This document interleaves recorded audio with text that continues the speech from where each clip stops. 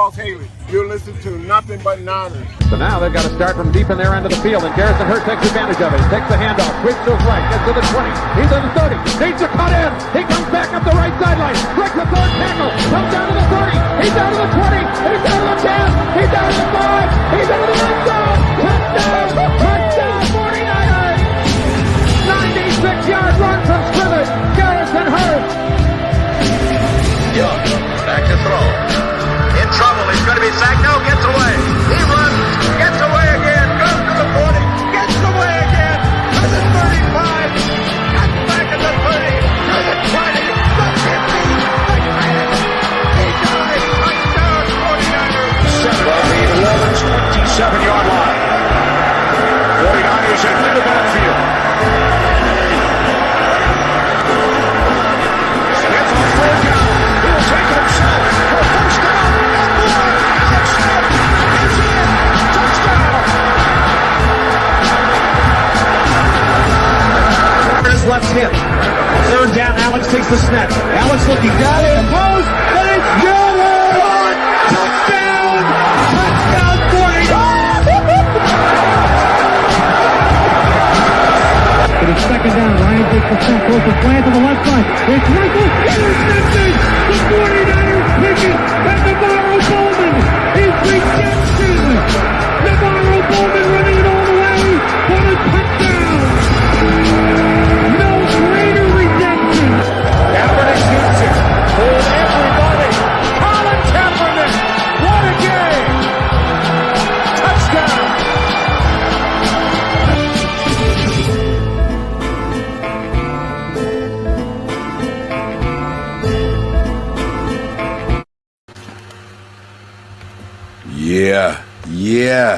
Yeah. Click, boom. What's going on, faithfuls? The Nothing But Niners crew is back to bring you guys another fun-filled show. But before we get to any of that stuff, fellas, what's going on, man? It's good to see the crew together. How y'all feeling, man?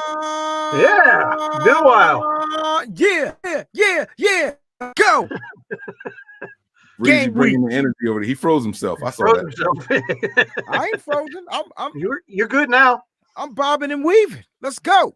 He's moving so fast that the camera can't pick him up. I like it, man. Breezy, man, what's the weather like over there? I gotta ask, man, because we up here in this Northeast. It's snowing, man. Over there where you guys are. Y'all good? It's windy and snowing, and that's the last time I checked. So I don't know what's going on. I've been in the studio for a minute. I got you.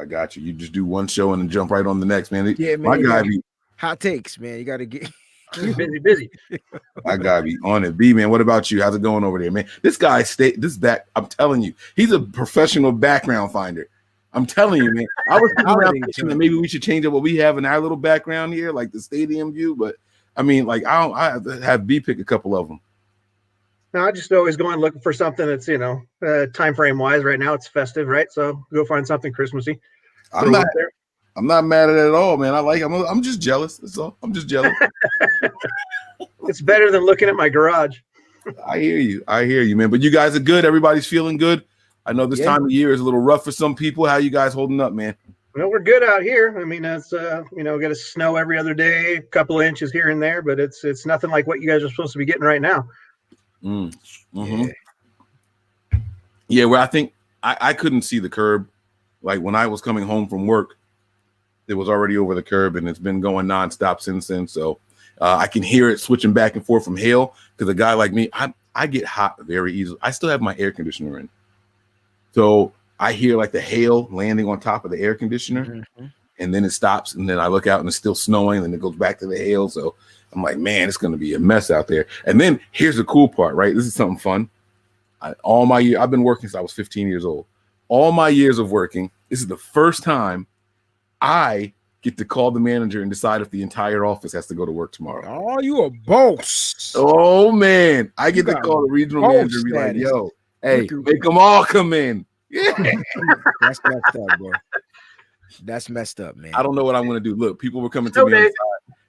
They were telling me straight up, hey, Mike, man, they said that if we don't come in, we have to use our personal time. They were like, I don't have any hours left, so I need you to say we got to come in. There were other people who were like, Mike, think about the families. Everybody don't have all-wheel drive, Mike. We shouldn't be coming out here in this mess. And I'm like, damn, I don't know what to do. Who's best safe? You know what I'm saying?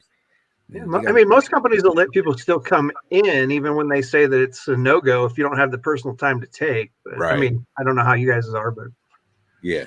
Well, they did say that if we did go in, everybody is grounded. Like we're staying in, there will be no routes or anything like that done. So we'll just do some housekeeping. We'll set up for Christmas and stuff. We got the tree up, but we don't have it decorated. And I got to go find what's the candlestick called? No disrespect, the menorah. Yes, that. See, I always am afraid I'm going to say manure, so I don't say it first. I let other people say it. I'm not trying to be funny. Hey, look, man, No, it happened. So ever since I watched that the video game movie, Pixels or whatever it was, I can't say catastrophic without screwing that word up. Did you say catastrophic? Catastrophic.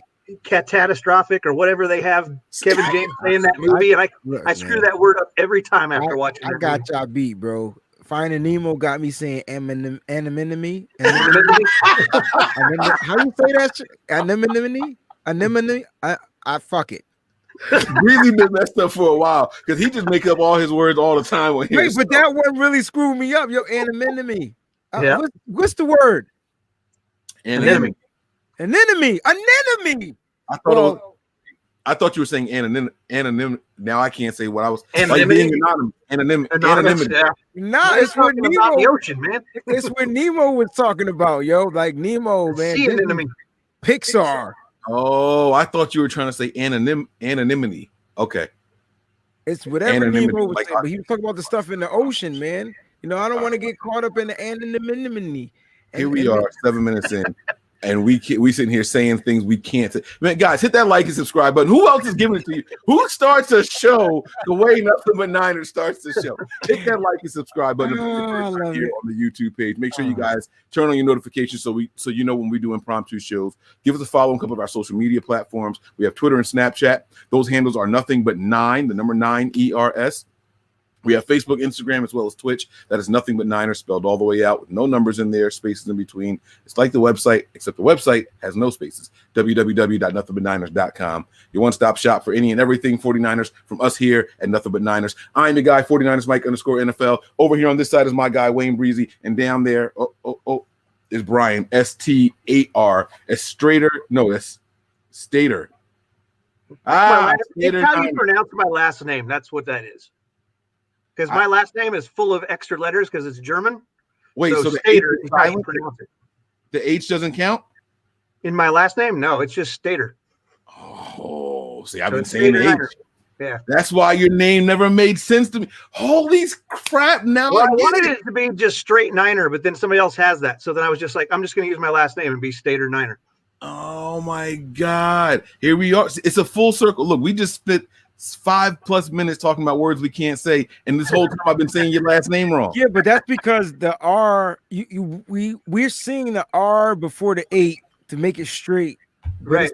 It's the 8 before the R. But all this time I thought the R was before the 8. So I thought you were just straight Niner Bryant. Oh. That's what I wanted, but it was somebody had already taken it. So I just was like, screw it, I'll just use my last name. And I shrunk it down with the 8, so it's Stater. That's how you pronounce it. It's not how it's spelled, obviously. We in here, man. That's sharp. That's a dope password, bro. All right. So I like this stuff, man. All right, guys. So we got to get down to some business. This doesn't have to be a long, drawn-out show. We can start with the latest news. The Niners made some roster moves. We can start with the pressers. We can start with reviewing the game. Where do you guys want to take it? Let's get down to some Niners. Let me kick it off with the transactions because I want to talk about that a little bit. All right. I got my list here. You can go ahead. Do you want to go ahead and read off the list? You want me to read it off? Yeah. So the Niners did a couple of things. They've opened the IR window, practice window for George Kittle. They placed Colton McKivitz on the reserve COVID list. The team signed defensive lineman Alex Barrett, cornerback Brian Body Calhoun, defensive lineman Deshaun Hall, offensive lineman Aaron Neary, and offensive lineman Isaiah Williams to the team's practice squad. All those guys went back to the practice squad. The team released tight end Chase Harrell. We just don't get enough of tight ends. So, all right. That's what I got for the roster moves so far. Unless I missed something. And yesterday they waived Cyprian Oh, Jonathan Cyprien. That's right. That's right. It was really strange because on the 17th of November, they put him on the IR, but they never at any point released him from IR. So that would say they'd have to either they didn't tell us that they did, or they had to do an injury settlement for him to go anywhere. But that's not the words that they used in their team statement. And they also released Willie Henry off of the practice squad. Yeah, it's weird, man. First, all right, so let's go backwards, man. This Jonathan Cyprien thing. What was up? I never heard anything negative about the kid, and then they just let him go. No, I mean, we talked a little crap about him because he had that one presser where he was like, "Do you want to be on the practice squad?" He was like, "Hell no, I don't want to be on the practice squad," and that's where he ended up. And not that we expected to see much from him, but he did get elevated at some point in time. He did play, he got hurt, and he went on IR, and then that's kind of where the story ended. And it's strange because we never saw him get released from the IR before we could waive him. So anything that came out about a settlement. So I don't know. That situation's strange. Yeah, very strange. Breezy, you have any thoughts on the Cyprien? Oh, situation? Yeah, and Motley got picked up by Denver. Mm-hmm. Forgot about that one. My thoughts on Cyprien. Look, I told y'all he was in the doghouse. Y'all were like, oh, he's not in the doghouse because he's going to be playing soon. That cat played 2 special team downs, got hurt, and now he's not on the team. That's the doghouse. That's the house of the dogs. He should have never said what he said. I guarantee you it comes back to that. I can guarantee it. And if they need him, they'll probably go out there and be like, look, man, you want to play? I got $2. I mean, if he wants to make it. But at the end of the day, that's what it is. No disrespect, man, but I was trying to tell everybody this cat not going to be with the Niners. He's not going to get his opportunities with the Niners. We see what Kyle Shanahan does with players. He overrides coaches, and he puts them in houses, and they're called Kyle Shanahan dog houses.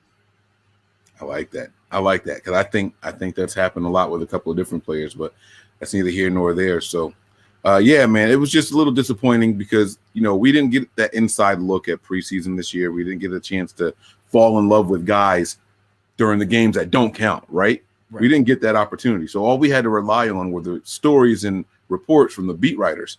Right. Everything that we read all, preseason was that he was having he was a magnet for the ball. I mean, it was just every day it just seemed like there was a turnover or 2 or 3. Just didn't happen. And hey, it is what it is. I don't know. We'll get to more questionable decisions later on. So I'm going to shut up and let Brian. Actually, let's get this Cali boy comment here. Speaking of Cali boy, did y'all hear about the next Verzuz battle that's happening on Saturday? Nah. Did you hear about it, Breezy? Nah, who is it? It's Too Short and E40. Ugh. It's just straight battle for the Bay. They are isolating and just right here, that one little coast. It's cool. My vote goes to Too Short, yo. He got records. Yeah, but E40, I clown E40, but E40's got a unique sound. He's got songs, and he's a producer. He's got a lot that he can pull from. I just don't. Too Short been doing this since 82, bro. It's true. That cat got records, bro, and he's still doing it. It's 2020. Who do you think has more albums, E40 or? Oh, E40 got more albums. Yo. Okay. E40 and Busta Rhymes. E40 probably got more hits. You know what I'm saying? But Too Short got, I don't know. Everybody's saying E40, man. Don't sleep on Too Short, man. He a pimp. And you can only choose 20. That's the thing that people keep forgetting. Right. That the battle is just 20. But we'll talk. We'll get back to verses later because I got a good one to ask you about at the end of this. But Cali Boy says, "What up, fellas? Yo, Mike, I ate crow this week. You were right. We probably only have one game left, and it's F the Cowgirls. Let's get this one." This is the reason I posted this up. Well, other than it being a contribution, is I did say that I think the Niners only win one more game this season because Kyle's not going to leave from Nick Mullins. But here's my question to you guys. If there was just one game that you could guarantee we win the rest of the season, which game would it be? That I could guarantee we win or that I want us to win? If you could guarantee that we win just one more game this season of our remaining opponents, which one would it be? I'll take out the Seahawks before I take out the Cowboys any day. That's a divisional rival. If we have the opportunity to guarantee that we beat the Seahawks, I'm taking that shit. Yeah, I like that. I'm not sure Okay. if I'm reading your question, if I'm understanding your question right, but I think the only game that the 49ers can win is against the Cowboys. So Right, and that's why I was clarifying. I don't think he was asking us if we can win it. Which one would we guarantee a win? I mean, Right. If you could, so that's the one I'm going to guarantee because like they can't beat the Seahawks and they can't beat the Cardinals. Like but not guaranteeing a bet. Like if you were talking to somebody, oh no, like they're going to win that game. I'm saying if you had a magic wand and that magic wand says pick one team that you want the Niners to beat and they're going to beat them, who would that team be that you would pick them to beat? I mean, I guess it's the Seahawks, but like who cares? Like just get a win.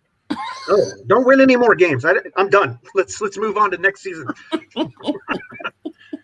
Like I would love to see them win the Super Bowl, but I don't want to see them scrimp and fight to get into a last potential 7 spot in the seeds, and then we have to rely on our backups, all the way through the playoffs and hope that we get somewhere.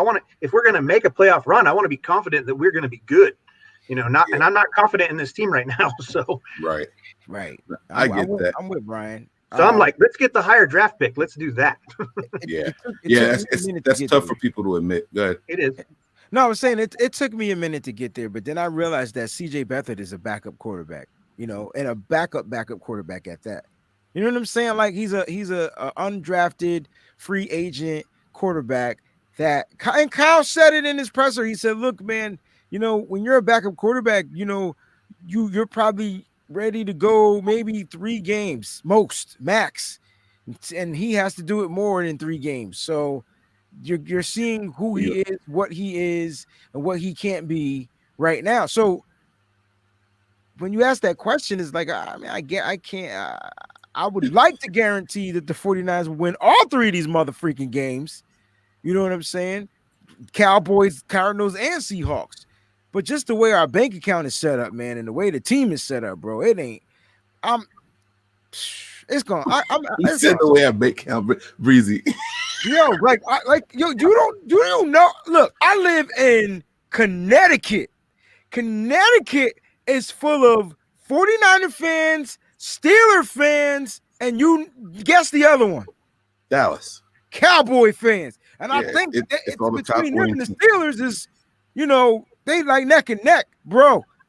It's gonna be, I'm gonna be knocking cats off and knocking cats out on Sunday, bro. Because most of my friends, they Cowboy fans. Yeah. So, and it's just gonna be a tough one to watch, man. I can't wait till we start breaking this game down, man. Like, cause. Yeah.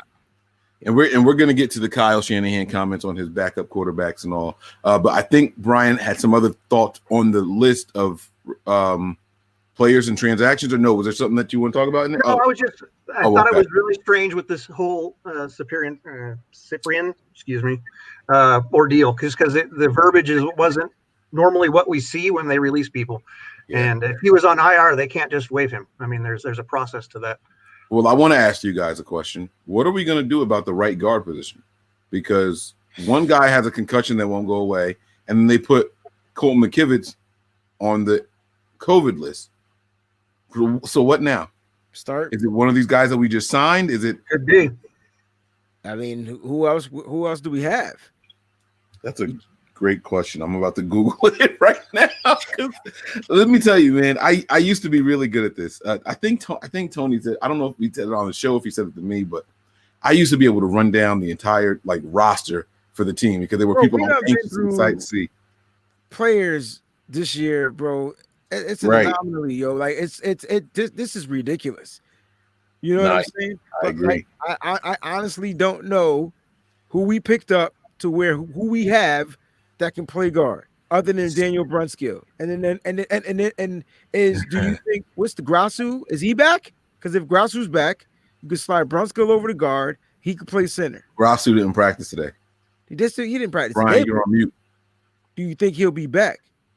Oh, is he on mute on purpose? Yes. No, that was an accident. Oh. But no, we have Bergstrom, which they elevated. Shepley's still on the practice squad. They could elevate him, and we got those 2 new guys today that they could also elevate. But I don't know their background at all. I know they have 4 years in the league. But what's up with Justin School? What's up with School? Nothing that I'm aware of. He's a backup tackle. Can they you think they're going to put him in a guard? No, not school. Did you see what happened to school? I don't know.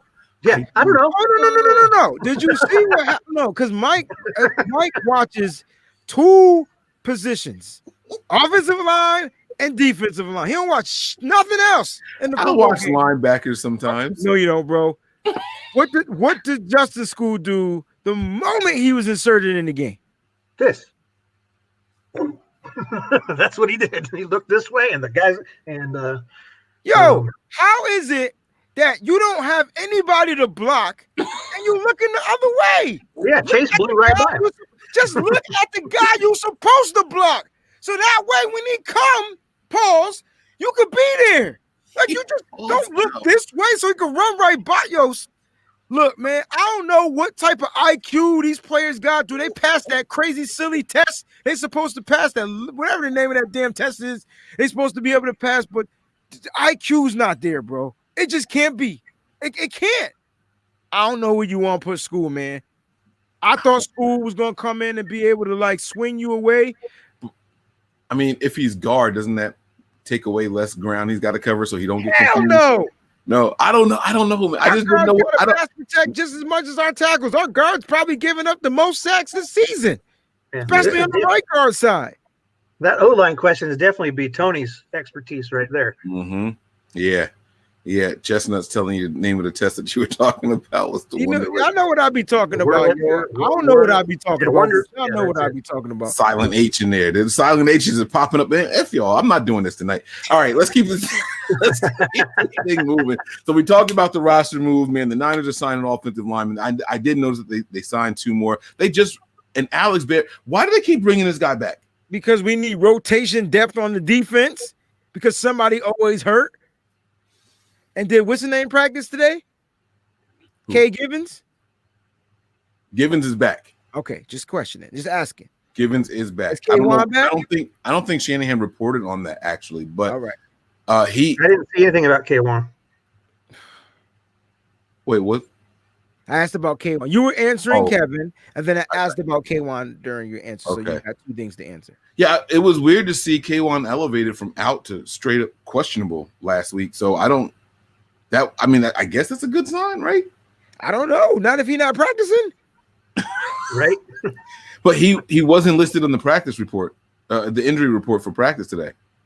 So maybe the reporters just missed it and didn't ask that question. And Kyle kind of snuck that in there, because they don't want to tell you, hey, this guy came back and is a full go at practice. He was questionable last week, so now we don't have to answer that question. The next step forward is they slipped. What question was I answering though? You said something about K1. Yeah. So Givens, they said that he was back with the team on Sunday when we actually played. They said that he was there the day before, but you have to be back for 2 days to pass those two tests. So he left to go for the birth of his child, and then he did come back, but he didn't come back in time where, Yeah. All right. I mean, as long as they full go to practice before they play the game, that's all I care about at this point. Because I still have a ounce of faith that they can beat this Cowboys team who put up 30 points against the Bengals last week. You know what I'm saying? I just got this. I just think they can. Will they? Probably not, because Nick Mullins is quarterback. Well, we're gonna get to that. Breezy, why don't you take this comment away here? I just want to get to that. He got schooled. What up, Sean? Thank you for the contribution. What up, guys? No KY from what F? Washington football team. So on my show, on my Sizzling Sunday show, this is my wife. Only her too. Only her. She was like, Wayne, did you mean to put this in there? I'm like, what did I put? She was like, such and such and such. Washington football team. What the F? And I'm like, what the F? WTF? Oh, so that took us up here the whole week long before I changed it, like right before the show. So it was always what the F. They should be what the F, but guess what? We lost to them, so it is. And they asked Kyle Shanahan about that. Like they asked him about losing games that we clearly should have won. And I don't even think Kyle had a serious. I don't think he was expecting that to come out of one of the beat writers' mouths. Like, I don't think he was expecting that question. I can't remember exactly his answer to that, but it was bull crap. It's bull crap. Kyle is kind of, at least I feel like he's on autopilot in these pressers anymore. I feel like he's going through it. It sounds like if they keep digging, if they just keep probing and asking tough questions, he's gonna snap and just say it. And I want to see him snap. That's what I want. I want to see that cat snap, flip. I want to see it. I want him to break out because at least we know we got a coach with balls. Because right now, I don't know where his balls at. He's definitely not manscaping because he ain't got no balls. This cat he's lost in space. I need Kyle Shanahan. Will the real Kyle Shanahan please stand up? I got you, man. I mean, look, Brian, you even heard the previous presser was like, Mike, you're going to like this one. We felt like. I thought that you would enjoy that one because he was actually putting out some information about the things that we look at more so, or at least that we've talked about, where you're talking about the process for how things will go following the season. Because I think he got asked about when they're going to make the decision on gold. And he started off with like, well, we'll make that decision before it's time. And then he went in to talk about how the postseason is going to kind of how it falls, how he evaluates things, what order he does. And I thought that was kind of an insight into his thought process that we don't usually get from him. I think he's at the point now where he's no longer lying to us at the pressers because there's no point. There's nothing to hide. He knows where the 49ers stand, and more than likely that's not making the playoffs, unfortunately. But it's just a matter of reality at this point that I think that he's going back the way he was last year, where we were used to getting straight up information from him, and it felt like that on, I think it was the Monday presser was the one that I wrote you about. Yeah. And it continued today also. So let's get to this Kyle Shanahan presser from today. The peeks into the future continue today. They talked about Mike McGlinchey's contract. Yes, they did. They talked about whether or not you would go back and pick him at 9 again. And it's weird to hear Kyle speaking ahead because for the previous 3 seasons, it was, well, we'll handle that when it's time. He did that with Buckner. They did that with Armstead. They never spoke on impending free agents. Today, he literally said, we have a lot of free agents here that we're going to lose. There's also a lot that we plan to keep. Like he doesn't even do that. 41 free agents, yo. This list grows every single time. Because you got to add in all the newer guys they signed, bro. Like Ziggy Ansah and all those guys they brought in that are no longer here, but they're under contract. Yeah. All right, so let's do this here, and then we're going to get to this. Real quick question before you read this comment. Oh yeah, go ahead. You said you didn't say who did you say the cornerback we added? Brian who? Oh shoot! Hold on, give me 1 second. It's Brian Bodie Calhoun or whatever that he came back. We had him on the active roster, and then we released him, and then they signed him back to the practice squad. All right, long as it's not that guy that got torched 3 plays. No, Brian Allen. That's what I thought came out of his mouth for a second. I had tunnel vision. I don't think you'll ever see him again. Oh yeah, I think he's in the NFL. You sat on that long because I interrupted me as I was saying that. Like, I can't believe you sat on that as long as you did. Bro, the way COVID got my brain mixed up right now, bro, like I'm all over the place, bro. I don't think I'm wired right because I was going to wait. And you saw I was patient too, right? I was patient. Usually I just butt in and be like, what? Nah. Yeah, no, you did good. You did good. Oh, so Brian pronounced it as Brian. That's spelled Brian. But you said Brian. No, it's Brian on when the 49ers put out their list, they usually put out a pronunciation for names that are difficult. And so they put down that it's Brian. Yeah. The phonetic way of saying right. That's cool.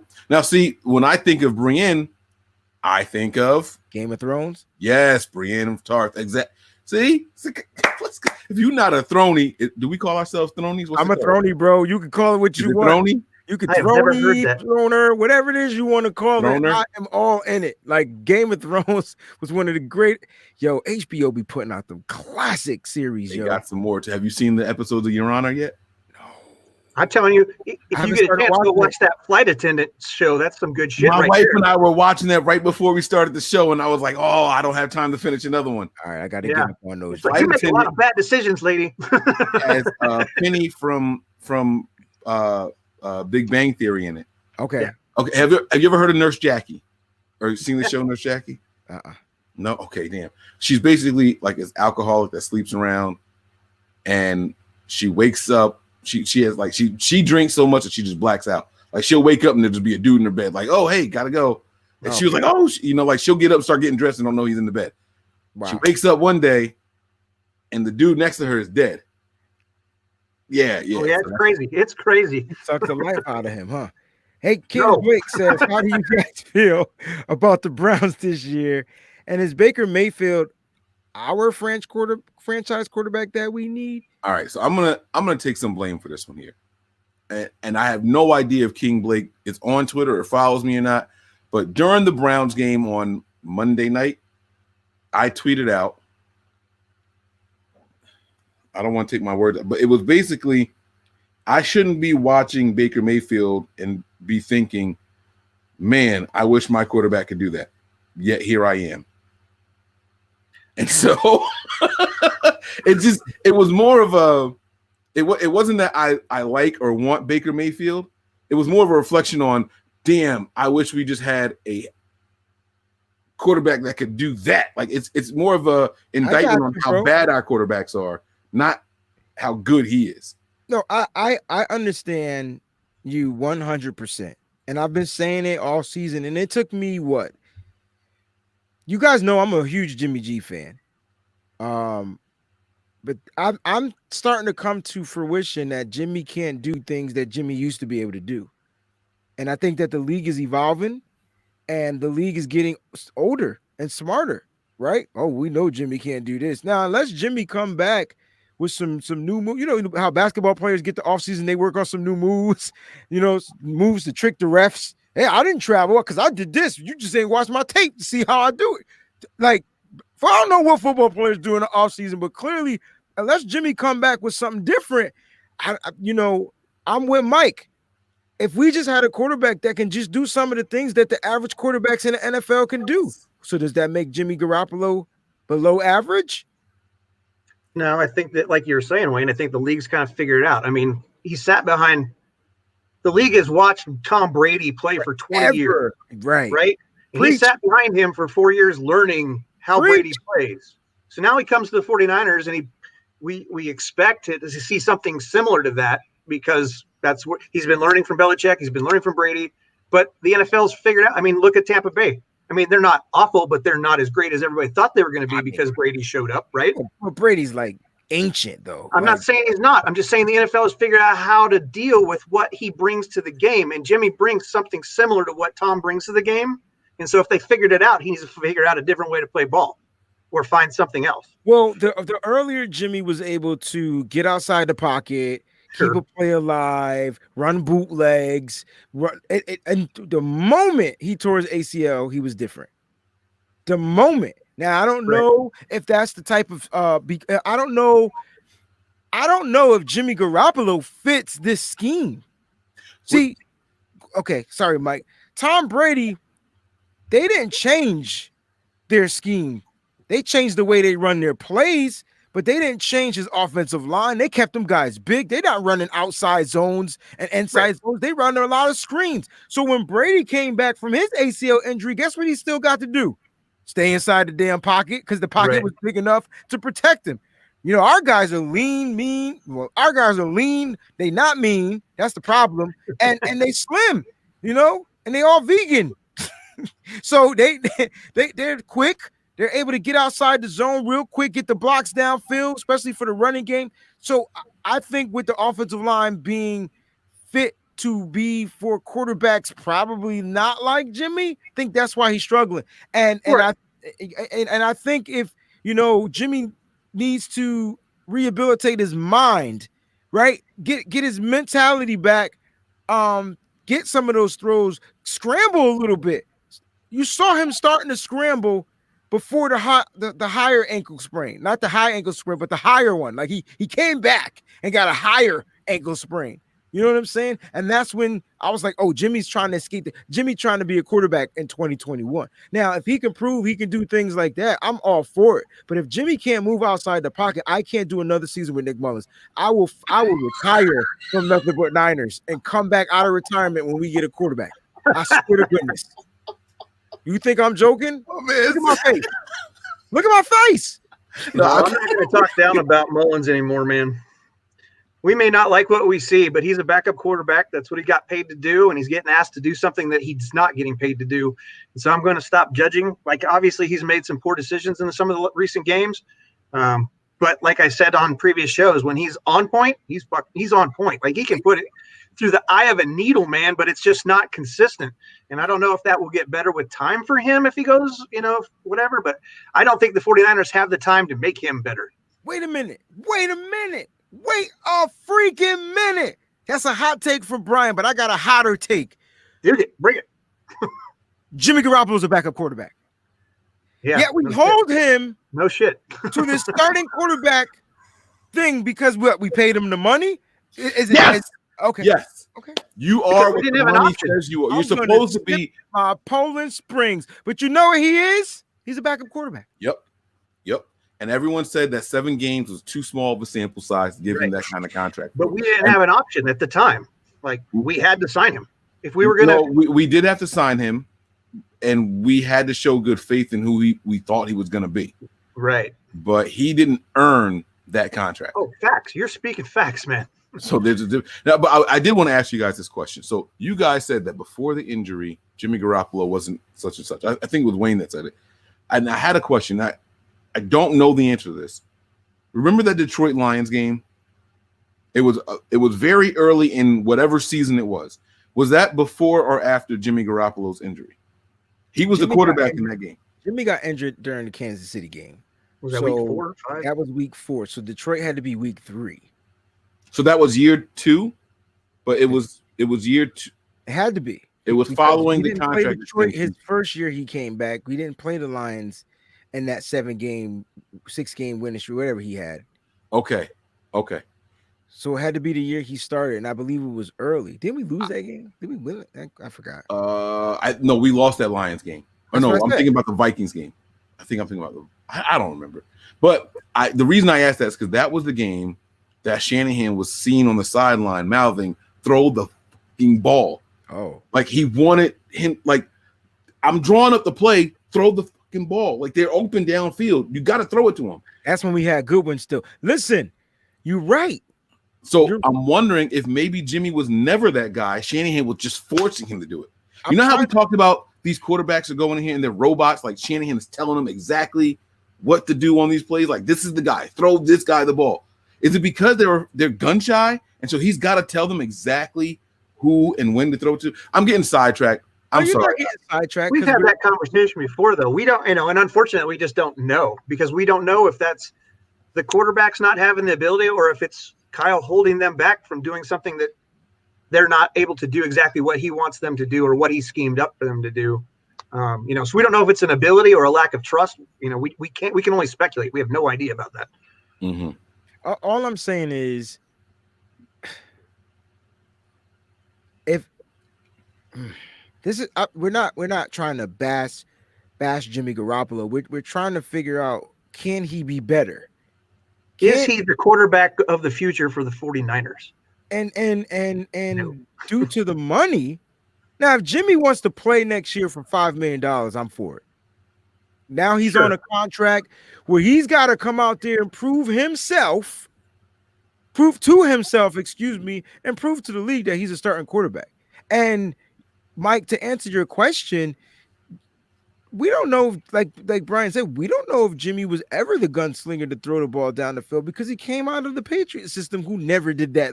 They're a dink and dunk team. Yeah, right. This is probably why Kyle he passed over wide receivers and picked the wide receivers that he picked. No disrespect to Debo, or Brandon Ayuk, but these are guys that can catch the ball over the field and take it to the house.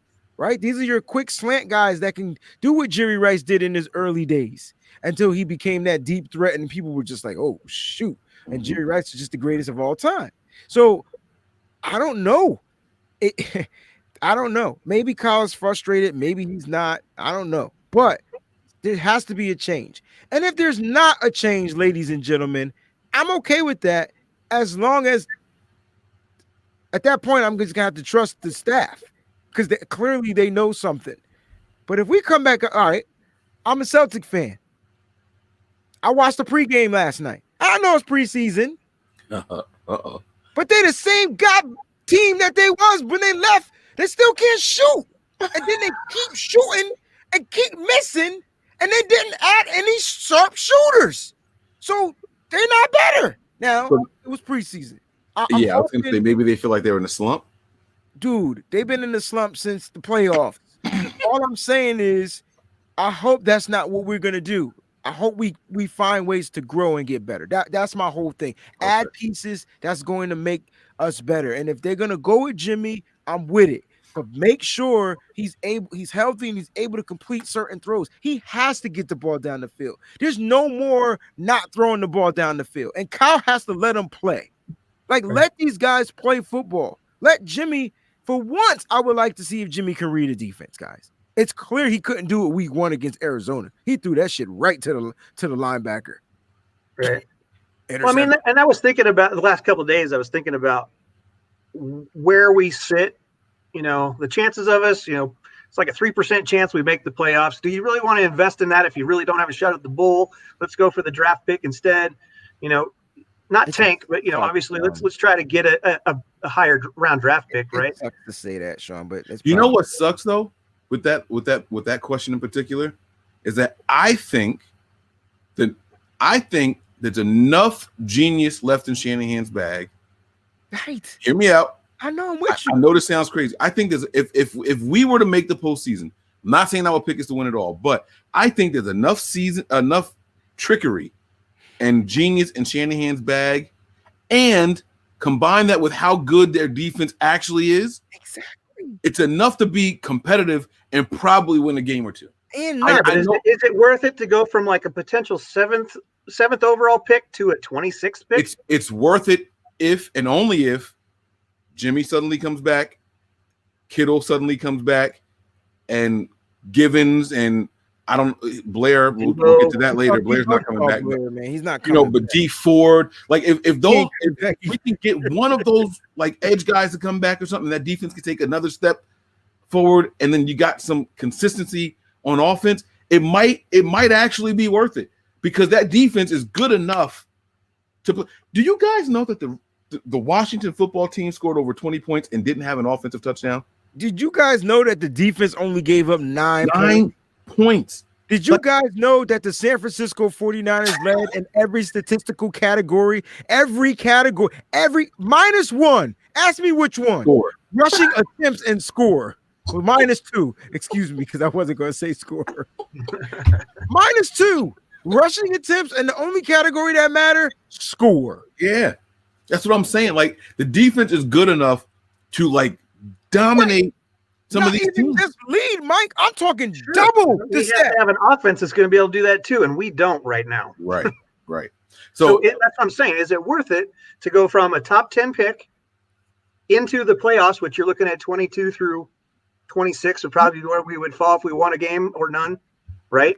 Mm-hmm. Like, to me, that's not worth it. I would rather get another blue chip player and continue, because we're going to have to move forward with this thought process of 175 next year. If they find more money, great. But if they don't, we're going to be looking at things that a lot of people don't want to think about. Like, they have to determine what they're going to do with Jimmy. They have to figure if they're going to cut Ford or they're going to let him retire. Or they're going to wait till post, Richburg, same thing. What's the repercussion for not meeting the salary cap requirements? What do you mean? What happens? Like if we go over? Yeah. They can't.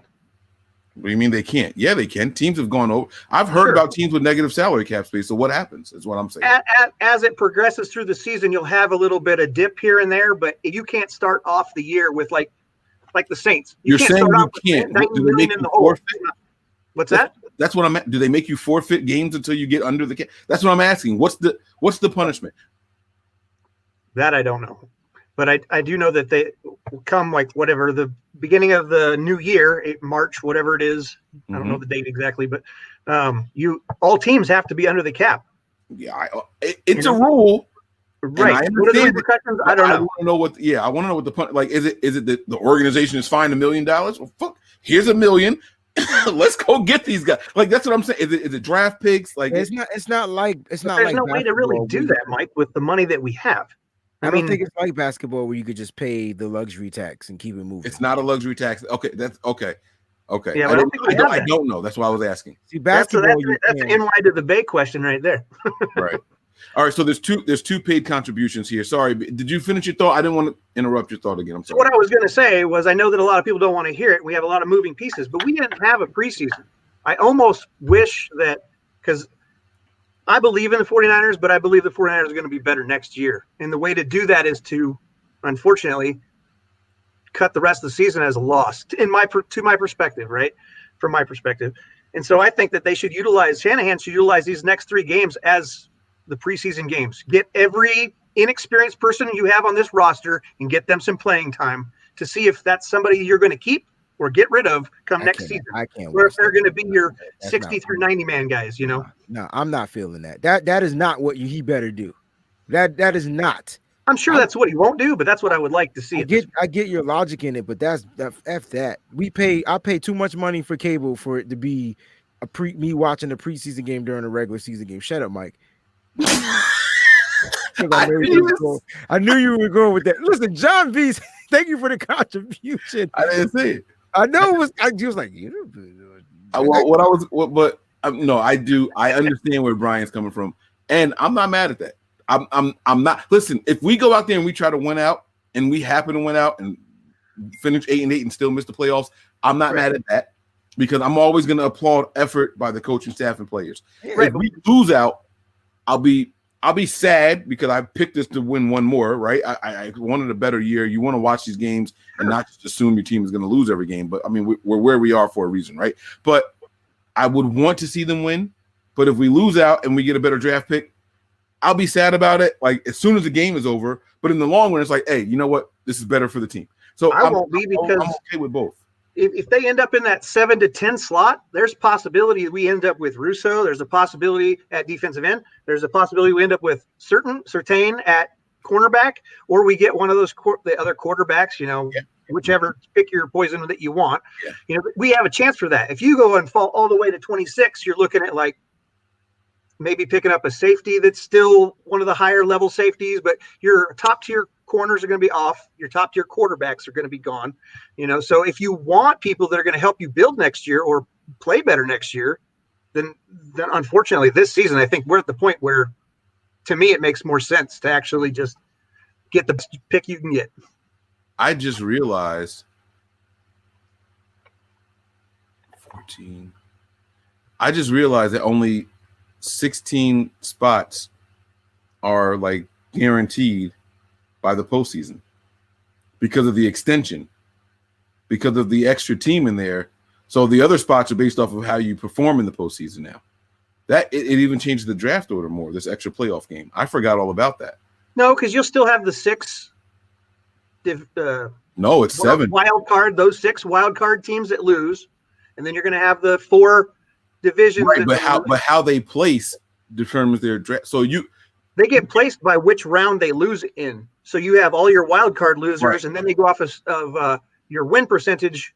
Right, those teams that don't make the postseason is what I'm saying. It's fine, but before when it was only 6 and 6, you had only 12. You had 20 spots. Spots 1 through 20 were determined as soon as the postseason started. You get what I'm saying? Right. So now you got up to 18. Right. So it cut. Yeah, that's what I'm saying. So it changes that. I forgot about that. That's all. It was a stupid comment. All right. So John V says, "What's good, fellas? Baker or a Baker type isn't the answer for our system." I agree. You know what's interesting about this comment here?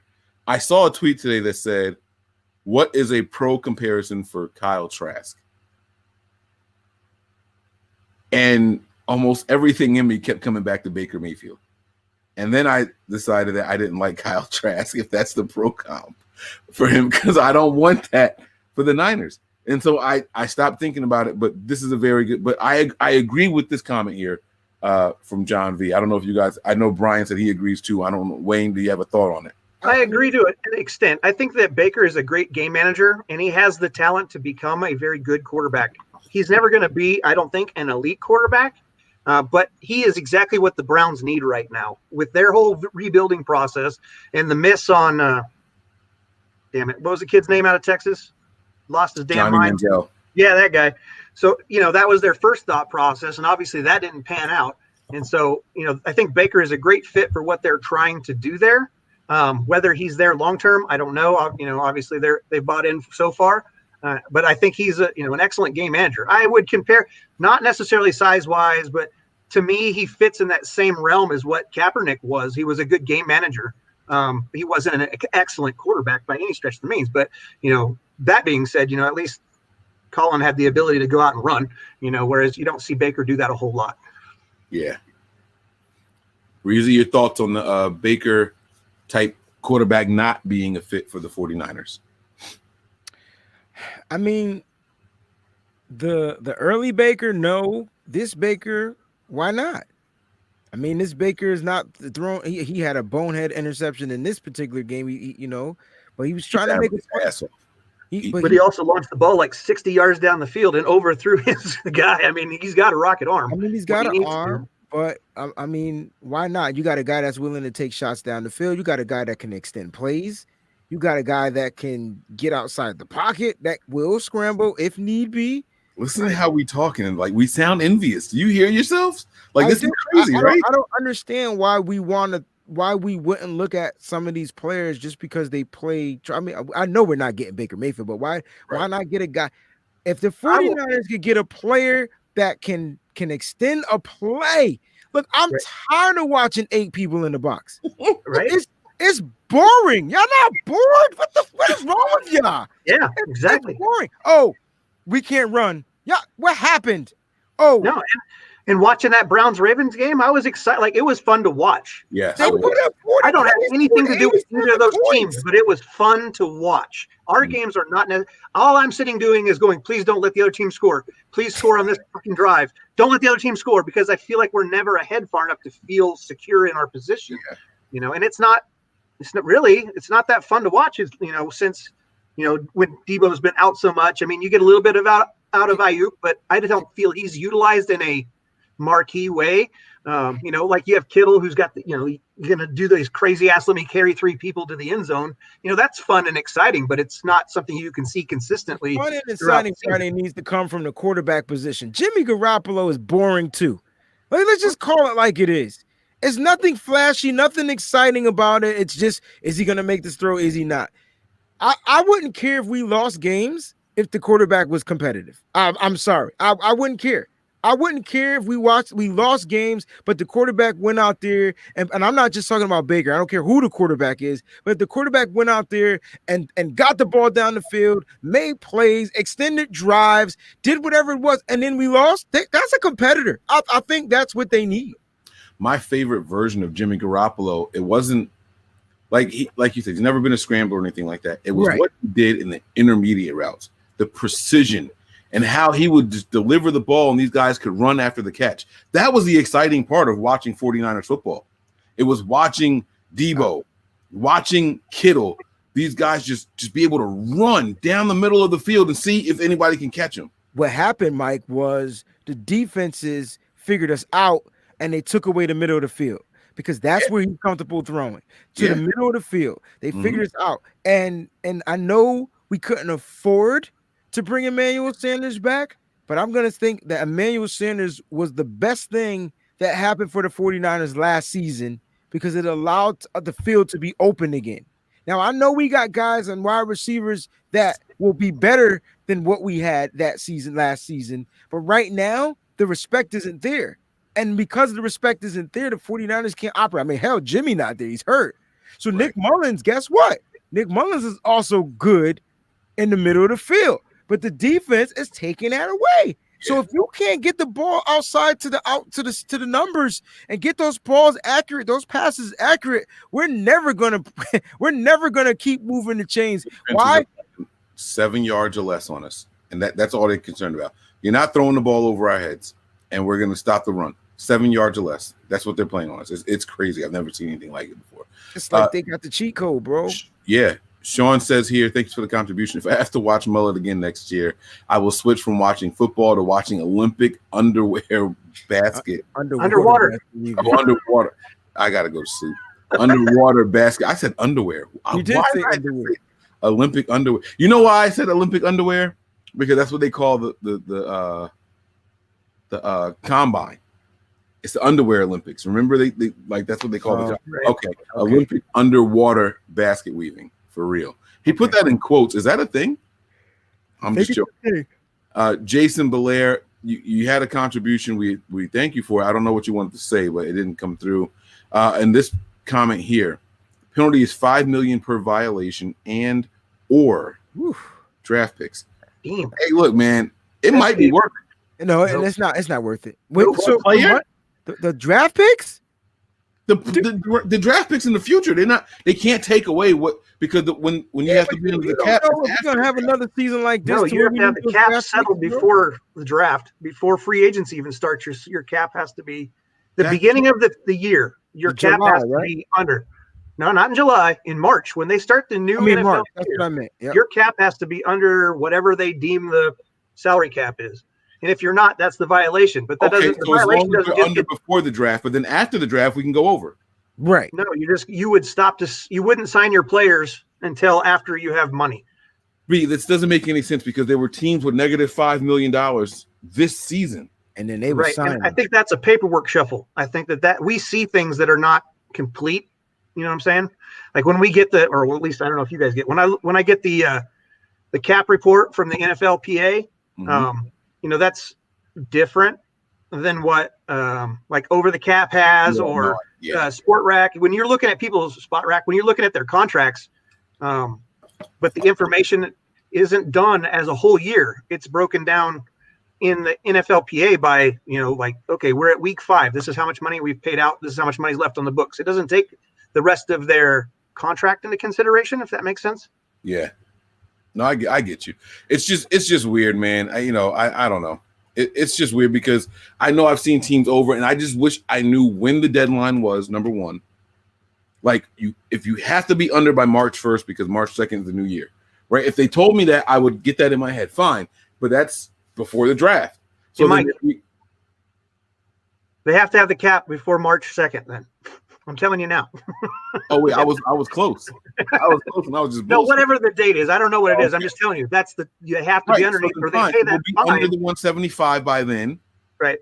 And then we start the year, and we start signing free agents, and then we hit to the draft, and we go over, and then okay.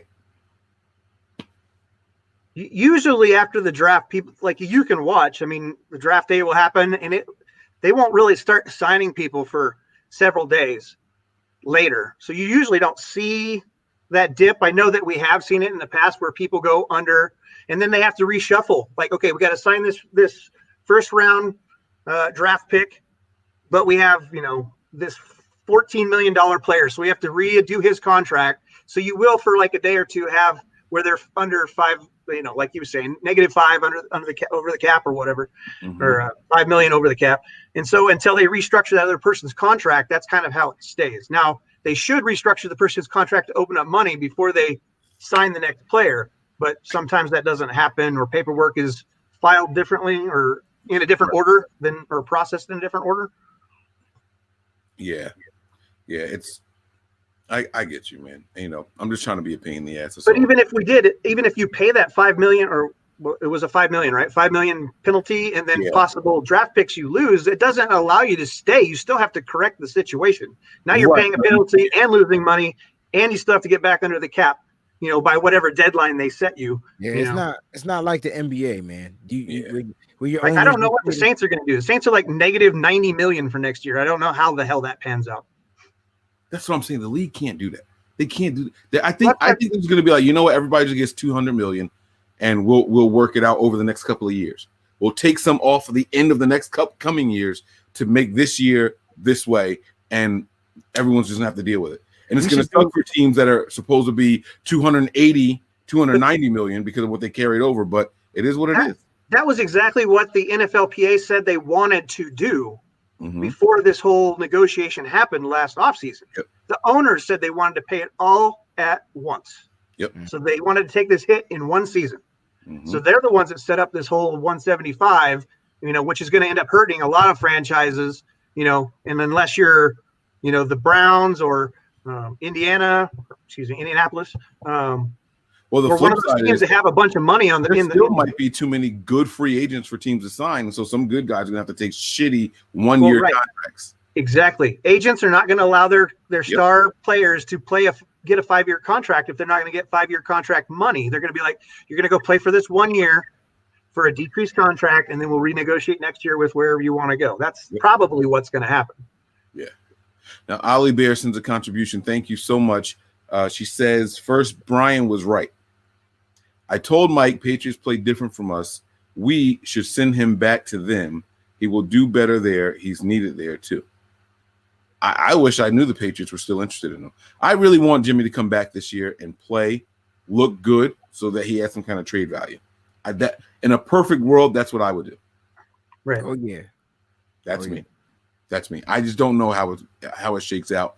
Shanahan doesn't. I mean, he's like, oh well, he can practice maybe one day. We'll see, type of thing. I don't know. Casey says that the cap only applies once you narrow your team down to 53 or 55 or whatever it is. But I know that they start paying attention to it way before then. I don't know how this shit works, man. I'm just right. talking. Well, the cap always applies to just your top 51. That's just how it works. But you still have to have your cap under the cap salary, or the salary cap, at the beginning of the league year. So it does only apply to the 51 players to begin with. Jason Belair is back with another $5 contribution. Should we pick up the North Dakota? Oh, I was going to say second next. All right, North Dakota QB next season, or pick up Jerry's son next season. I thought Jerry's son wasn't going to be eligible to come. I don't think he's eligible, right? Yeah, 2022. You're talking about the one that's at Colorado? Jerry Rice. Jerry Rice's son. He's not a first-round pick. Well, not right. I mean, why just these two? Why are these my only options? These are his only options. I mean, these are his options. He wants to know, out of these two, which one would you pick?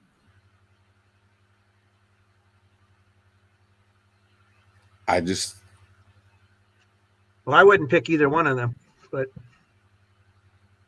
I mean, a lot of people like Trey Lance, so I just don't know. I don't know. A lot of people like Carson Wentz too. But if you were scouted to go to North Dakota College, I don't want you playing for my team in the NFL. Right. Yeah. All right, so let's get to Kyle's presser. I have a couple of bullet points here I want us to go over, and then I just want to get your guys' thoughts on it. All right, so in the previous presser, not the one from today, Kyle Shanahan talked about his QBs at nauseum because there was a moment in the game where he was going to pull Nick Mullins, okay? And he said that he told Beathard, warm up. While Beathard was warming up on that same and very drive, Nick Mullins marched down the field and scored. He said, you know what? Never mind. Forget it. We're not going to do it. Okay. I don't know if you guys remember, but I remember watching that. Breezy and I stayed on live. We were very disappointed.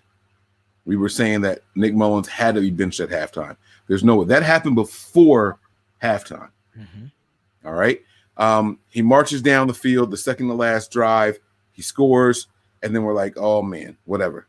Kyle Shanahan never looked back. He left them in the rest of the game. Following the game, he's talking about them, and he says that they're backups. And then he ends it with saying, I believe that these guys are starting caliber quarterbacks in the NFL. I made the same face Breezy just made. Yeah, right. But he's Kyle Shanahan. He's going to say what he has to say. Today, on the other hand, remember I said I just feel like they got to keep poking because they're going to get Kyle to burst. They're right there. That pinata is ready to bust, and we're going to get all the good stuff if they just keep on swinging at him. Today, Kyle Shanahan says both of those quarterbacks are just backups. This is the first time Kyle has ever said that about these guys. And then he explained after that. That's what I said earlier on the show. He said both of those quarterbacks are just backups. They were only supposed to play at max 3 games. Yes. Max. But they're supposed to be able to come in and relief and do whatever they need to do and then be out. But unfortunately, they have to play longer. So they're just backups. And I'm like, dude, Kyle, he said once a backup plays too many games, it's easy to see what their faults and weaknesses are. Teams take advantage of it. Like, I feel bad for those guys. This is the first time he said they're not starters. He said these are backups playing and trying to earn a start in the NFL. He admitted it. So, guys, is Kyle Shanahan just over it? Is he finally like just dropping his guard, specifically with these quarterbacks? Does he understand that neither one of these guys frustrated with both those guys? Here's what's gonna happen on Sunday. They're probably gonna put up like 40-something points on these Cowboys. Just hear me out. And then the fans are gonna be like, "What the F?" We're all the Nick Mullins haters now. Right. And then it's going to cause an hysteria. I'm telling you, bro. And then the pressers, they go, oh, man, it's going to be crazy. It's going to be crazy. And then they're going to get beat by 30 by Arizona and lose by 45 against Seattle. And then the fans going to get mad again. Mm-hmm. Like, Kyle has to stop the bipolar, manic depressant football. He has to stop it. Just say we suck. And we're going to move forward. I think, to be honest with you, Wayne, I think that Kyle has a hard time admitting when he was wrong about someone that he evaluated. And so I think that he is frustrated with both CJ and Nick with the amount of time that he has put in with both of those guys to not have them be better. I think that's why he's frustrated, coach, Brian. It's our quarterback's coach, man. I think we need an upgrade there, man. I really do. I don't think that our quarterback. I know he should go back to playing Dungeons and Dragons and shit. I swear to God, I'm going to get to him later. I got a bullet point here for y'all. I can't wait to get to on him. But yeah, no, I think you guys are hitting on something here because these guys aren't developing. And you guys don't think it's weird? Listen to this, right? C.J. Beathard's career. He has. Hold on, wait. I'm going to tell you. He has, where are the starts? God dang it. Where's the starts on this thing? Oh, this is only this year. Hold on, give me a second. All right, here we go. CJ Beathard has started 16 games in his career. Okay. I'm not talking about, coming in at halftime, you're talking about starts. Just starts. He started 16 times. Okay. Nick Mullins, on the other hand, has started 18 games. Why has the drafted guy started less games than the undrafted guy? You watch the football games, you know why. Yeah, but it's to answer your question, Brian. It's to not admit that he was wrong at drafting the quarterback that sucked with a 3rd-round draft pick and can't be a undrafted free agent. Not just a 3rd-round draft pick. We traded up to acquire this asshole. I'm sorry, not personally. Because I have nothing but respect for CJ the man. Just so you guys, a person who's going through what he's going through, nothing but respect for CJ Beathard. So I didn't mean that. I shouldn't have said it the way it came out. But we draft. Never mind. But we traded up to get this guy, and he can't beat out a really bad undrafted quarterback. He couldn't beat out Brian Hoyer and the other dirt bag that we had. Dude from Jacksonville. And he couldn't beat them neither. He only got that start in Washington because Hoyer was Nick Mullins bad when CJ got his start. I was at that Washington game when that happened. I was there in person experiencing it. I wanted to hit this. I can say Redskin because that's what they were at the time. I wanted to hit this Redskin fan in the face so bad that game, bro. Yeah, that was his name. They were because I had like nosebleeds. It was me and my son. We drove out, 2.5 hour drive down to Washington, and we are all the way. I just want my son to get the experience, and we're out there and we're chilling and everything. And this guy is drunk and obnoxious, and I'm just looking at him, and I oh my God, I'm telling you, if my son wasn't there, I probably would have got arrested that day. Things happen for a reason, but I know why Beathard got the start. It wasn't because he was better. That wasn't it at all. It was just because Hoyer was that bad. And here we are. And Shanahan said, yeah, I'm not making that mistake again. I put you in too soon before. There is no future for him. This moment right now can't be too soon. And that brings us to our next talking point from Shanahan's presser.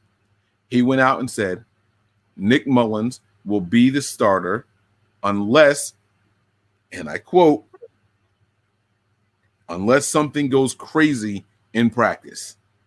Does he mean unless Jimmy G miraculously gets healed, or does he mean CJ Beathard just goes ham? At this point, been talking about CJ because he's been talking about them the last couple of weeks of how dead even they are. We'll make a decision right at game time or whatever. So that's not can't be talking about Jimmy. Jimmy's busted. He ain't coming back. But to me, that's not miraculously crazy. Miraculously crazy is your quarterback coming from the dead, and then all of a sudden he's like, yo, coach, doctor's clearance. Remember, he said Jimmy won't do anything until he gets the medical clearance. Right. Unless something goes crazy in practice. Okay. Well, so okay. So Breezy, you were on the show with me. I said, I'm tired of losing this way. I want to lose a different way. Right. I don't expect us to win. I want to lose a different way. Right.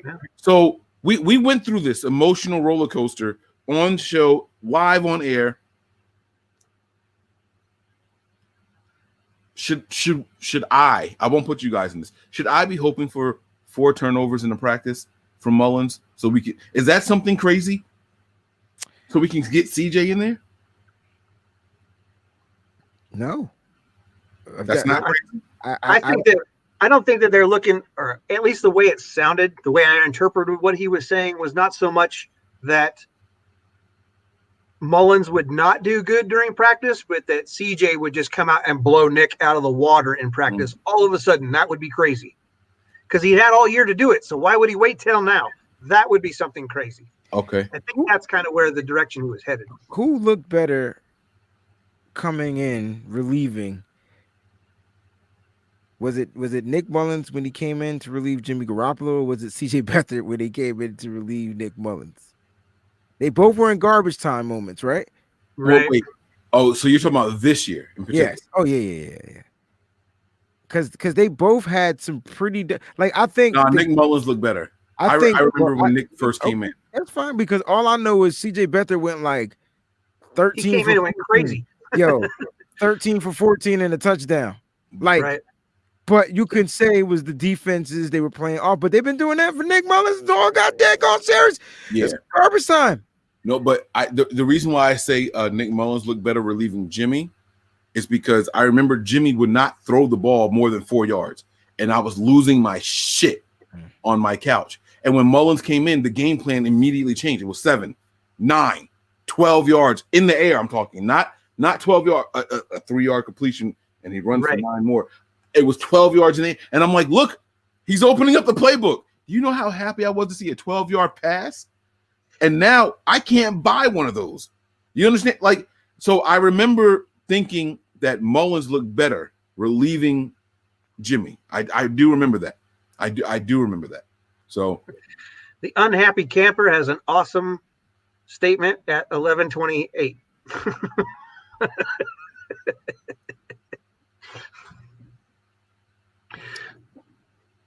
Yeah.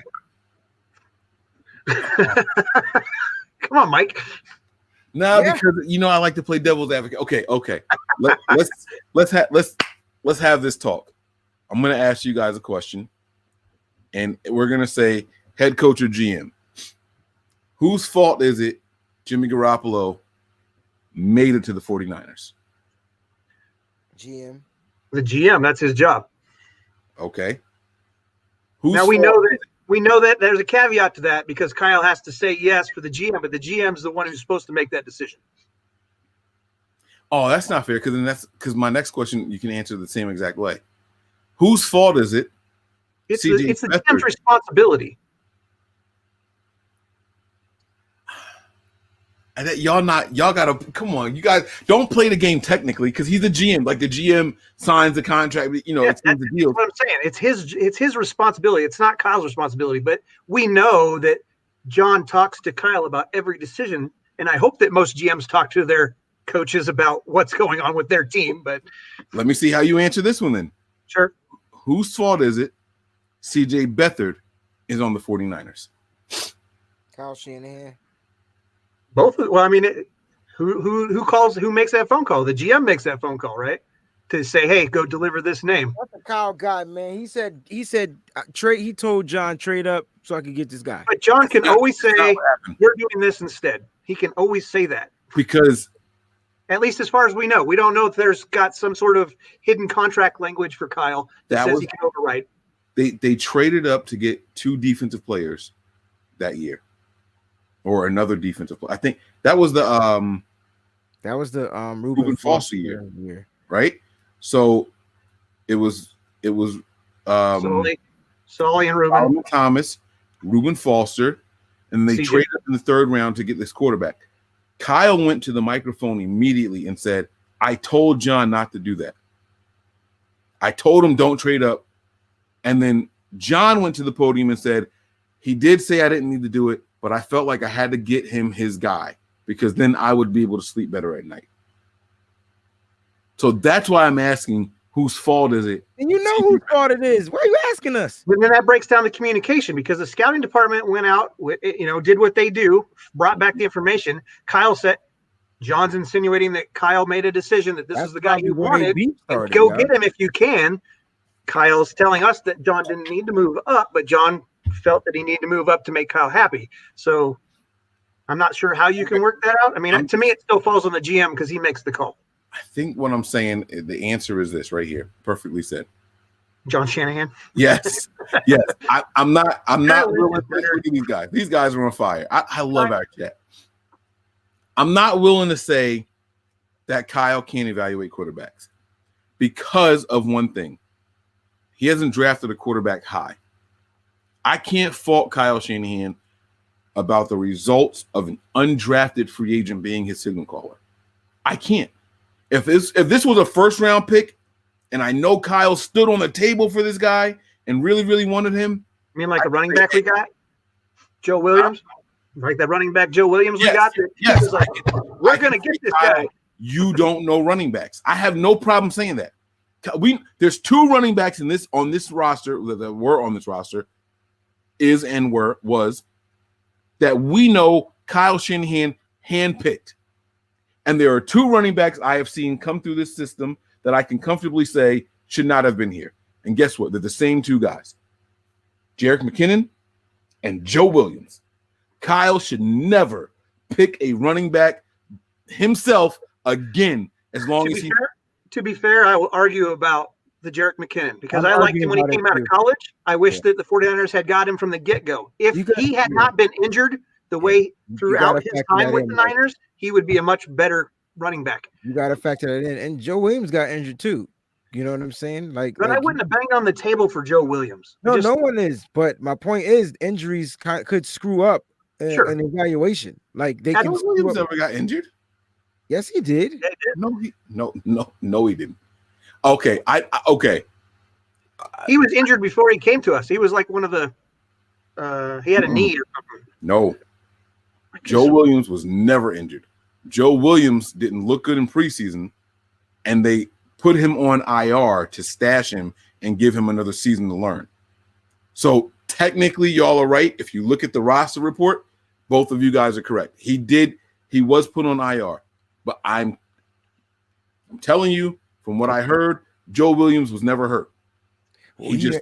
I know you get some scoop that we don't get our hands on, so I'll believe you on that. But from my perspective, he was on IR, so he got hurt. Yes, you're gonna hit and miss on a bunch of players, man. Sure. You're gonna hit and miss on players in the draft. You're gonna hit and miss on players in free agency. We missing on D Ford right now because he can't physically play. I mean, it's the gamble. It's the game, yo. Like it's like we're harsh on our just coach the motherfucking players you got. That's all it comes down to. The players you got, find a way to coach those guys. That, to me, that's what I want to see. I don't care who it is. Just find a way to coach them. And I feel like that's where Kyle is lacking, because I just don't think he's getting the best out of the players that he has. That doesn't mean he's lost the locker room. That doesn't mean that the players aren't playing for him. It's just that Kyle might just be done. Like, and it looks like it. It looks like it. His pressers look like it. Like you just watch him. Everything is flushed. I'm just ready to move on. Like, at least he's not as bad as Bill Belichick. Next play.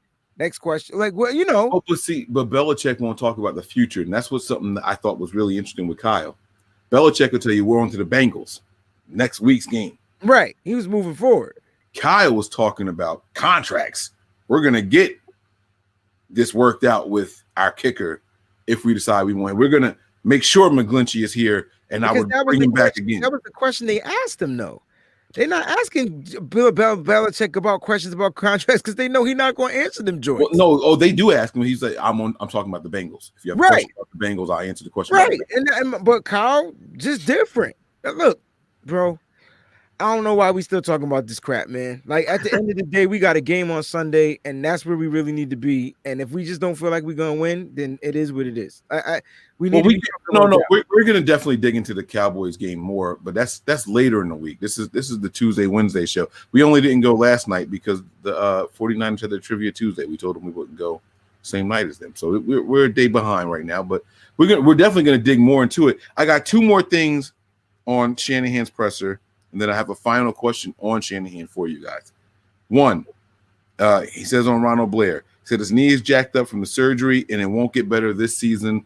Hopefully it heals up throughout the offseason because Ronald Blair is going to be a good guy going forward. So Ronald Blair is done for the 49ers. My question to you guys is a simple yes or no. Would you offer him a contract? Yes, you have to. You need depth. You don't want to let his talent go. You know what his talent can do, so you offer him a fair contract due to his injury or whatnot. And if he accepts it and signs it, hopefully you get him back. And then if not, you got to deal another season with the guy that just never gonna play. But at least I think the 49ers have the upper hand because this mojo just can't get healthy. But you got to offer him a contract because you know what he could do in this system. Okay. I think that they do offer him a contract. However, I think he weighs out whether or not he wants to stay or ends up wherever Saleh is going. Or whoever else offers him the most money. I mean, at the end of the day, that's what players need. Sure. Yeah, and then my last thing here from his presser, I actually have two, but I'll let you guys pick which one you want to do. I have a section on Skinny Mike or Mike McGlinchey or the Robert Saleh comments. Well, let's do Robert Saleh. They asked him about Robert Saleh. And I thought that was cool. I'm tired. And this is when I said I promise we're going to get back to our quarterbacks coach. Kyle Shanahan is always asked about. He was asked a really good question today. Actually, it was when Robert Saleh gets ready to leave, when he's selected by someone else. Have you went over the staff that you're willing to let him take with him? And he was like, I tell him sometimes he can't take anyone. Sometimes I'm a little bit more lenient. All right. I took I'm a little bit more lenient as a shot at people from when they F up during games. All right. So you're the offensive line coach, and this guy whooped their ass all game. You didn't come up with a better game plan. Saleh, take this dude with you. I don't want his ass here anymore. Right. Breezy, earlier in the show, you were talking about the quarterbacks coach and Shane Day. Is Shane Day somebody Robert Saleh has been given the blessing to take with? To answer your question, yeah, but Robert Saleh better not, or his ass gonna be 0-35 before he win a game. I'm telling you, man, our quarterbacks have not developed. When the freak have the 49ers had a quarterback? You know, I miss. Even Jeff Garcia made the game fun. Even Colin Kaepernick made the game exciting. Yeah, Alex had some exciting moments, and you know. It's just that we need that position to be. Yes, to answer your question. Yep. That's one guy. He can take this DB's coach too. Yep, you can have him. You don't. Okay. All right. I Now don't that's like something Tony there. Odin, though. I felt like the moment Tony Odin came to the 49ers, the defense, even though it seems like the defense has been better, and we can blame it on the fact that we don't have a pass rush, I just think the style that we started playing, it's just tripping. Like, But Manuel been good. The defense has been good this year. The defense has been good this year. Okay. You disagree with that? I mean, stats wise, yes. Numbers wise, they're ranked up there. What, top 10? I think, right? Yeah, that's what I'm saying. They've been really. I still don't like I just don't like his game plan for the secondary. And like I just don't like it. I think what we had worked for us last year. You didn't see your guy this year, right? It could be Kyle Shanahan's fault, but Mosley struggled this year. He wasn't as good as he was last year, and now he's hurt. I think there's some animosity on the back end of that defense, and I think that between player interactions that we've seen in the preseason with that specific, with Odin, I just think that there's some animosity back there. Guys are not liking exactly what they're being set up to do. In previous seasons, they were able to be better in that portion of our defense. Sorry? I said he could take Jimmy Ward too, because I think Jimmy Ward loves Tony Odin. I think so. Look, I just want to beat Dallas. I just want one more. The big thing on that is, though, that Kyle doesn't have final say. If Saleh wants to say, I'm going to take your whatever, your quality control coach or whatever, and make him if you're getting an elevation from your current status, they cannot block that. They overruled that because Kyle did it the year before. They have to go to a coordinator or higher. Right. So if you want to make him, if you were going to take someone who is not the DC, obviously, because Saleh is, and he wants to take somebody with him and promote him to a DC position, Kyle can't say no. They overruled that last year. Right. But that means that he would have to take Shane Day and make him the offensive coordinator. Right. Come on, guys. That's not going to happen. Okay. LaFleur's gone, But that's not the question you asked. You asked, is that one of the players that Kyle says bye-bye to? And yes. Yeah, he gave the okay. Kyle is understanding. I think Kyle knows he doesn't know quarterbacks. I think Kyle understands. But Kyle thought he had a guy that can develop the quarterbacks. Yeah, he was wrong. I almost cursed. It was half of it came out. He was wrong. Nah, he got that wrong, bro. So and Kyle won't admit when he messes up or makes a mistake. We had this conversation about 40 minutes ago. He won't. So the best way he's gonna do is just move on from it. Hopefully, okay. Yeah, where I am with it, man. Sloppy Dickens had a good comment too. That's something I also had thought about, is that there's a potential. We've talked about how Kyle doesn't have an OC, and he may promote LaFleur to OC to keep him from getting taken away from the team. So I could see him do that. Kyle still be in charge. That's some bullshit. So I just want to say, I know you guys are talking about Tony Odin and how, we saw a lot of players come in and out of that secondary this year. I think we've seen a total of maybe 7 or 8 different not DBs, just corners. I think we've seen 7 or 8 different corners play back there. I think we've seen 4 or 5 different safeties, and then the combinations are probably even more of all of those working parts, right? Right. But I don't think that our secondary was ever really bad, except that one half of the Dolphins game. Doesn't that bode well for the Tony Odin case? Doesn't that were horrible 2 games ago? What are you talking about? I'm talking about. They gave him I know what you mean as far as, and it was just that one player too. Right. Well, that's what I'm saying. It's I feel like as a coordinator, you don't go out there, you can't run the plays, but you prepare the guys. I think the guys have looked very well prepared for what they're going. Now, if they can't execute, that's something different. Brian Allen was just out athletic. He was just had nothing to do with preparation. He was there. He was just smoked. He knew where he was supposed to be. He looked like Jason Verrett in that Pittsburgh Steelers game. Yes. Verrett knew where he was supposed to be. His legs weren't back yet. Couldn't execute. Yeah. Yeah. And so I don't know. I just thought that maybe it bodes well. I don't know. Maybe I'm a little different. It's okay. And I'm not trying to change your mind. But when I look at the Tony Oden situation, I think I read it a little different than you guys do. I see him as having to hit that shuffle button a million times this season and still getting something out of those guys. Sure. And I think that's a positive for a coaching staff instead of a negative. I understand he pissed off some players along the way. So I get what you guys are saying on that part also. I know Sherman didn't like it. I know that for a fact. I you know what I'm saying? I know some of these other people didn't like the moves that were made and how this field and boundary and all that. I know people weren't comfortable with that, but damn it, they executed pretty well when it's all said and done. Right. And I think that next year being what it is because of the cap situation, you're going to see some of those egos not come back to the team, and that might bode well for Oden not having those egos in the backfield. Yeah. Once some of these egos leave and get more willing and happy participants to be there, and then all of a sudden maybe you can take a step forward. So it's cool. I won't waste your guys' time, man. We have gone for exactly an hour and a half so far, and it's been a great show. I've had a lot of fun with you guys, man. The time flew. I know I know Breezy wants to talk about this Cowboys game. I don't know why I was thinking Tony Romo, but I was for some reason. It's not really much to talk about. It's just which 49ers team is going to show up.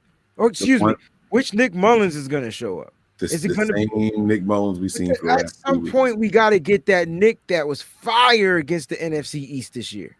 The Nick that was fire against the NFC East caught the league off guard. It doesn't exist anymore. I mean, you could start by looking at who's going to be available for this game. I mean, Kittle's practice window opened up, but he's not going to be there. Debo's not going to be there. So you're relying on Dwelly and Ayuk, right? Mostert on a bad ankle. Mostert's on a bad wheel, so I don't expect much out of him if he's even playing. So then you're stuck with McKinnon and Walter. Ayuk going to have another 135-yard game. Sure. And then, how are we going to make up our offensive line like we talked about at the beginning of the show? If we don't have nobody who can play right guard right now, somebody's going to get elevated that's going to be a new part of that front five that they're not used to working together except for this week in practice. The good thing is Dallas is more beat up than the 49ers. The bad thing is Alden Smith's going to kill Mullins. The bad news is they're starting to jail, though. Yeah, they are. Oh, my God. Oh, man. Wow. That's the bad thing. So the good thing is they're more injured than we are. But the bad news is they're starting to get it together. Like, they're starting to come together, yo. The 49ers. We have been together all year. That's the crazy part. The longer the year goes on, the worse our games get. It's the most incredible thing I've ever seen in my entire life. Most incredible. All right, Breezy, my last question for you, man. And we're going to get up out of here unless you guys have another 49ers take. Any more 49er takes? Because this has nothing to do with the Niners. Nah. No? I could talk 49ers all day, but we can cut it there. I think I had a question not do with the Niners, too. Oh, I told you I was going to come back to this versus thing. Okay. I was at work. I was debating with my coworkers. That's a you guys conversation. Well, versus is two artists and their catalogs going against each other, song for song, and it's just 20 of them. And you just say, all right, round one is Michael Jackson's Moonwalker versus Elton John's whatever, and which one wins, right? That's basically what it is. I said the ultimate battle, because it's only 20 songs. It's not just whole catalog. It's only 20 songs. I said the ultimate battle would be R. Kelly. I know what he's done. I'm not talking about the person. R. Kelly's catalog and Usher Raymond's catalog. I think that is a really tough 20 because it's only I know how deep Kelly's catalog is, but I think that's a really, really tough 20 to sit down and say who's going to win that match, who's going to win that battle.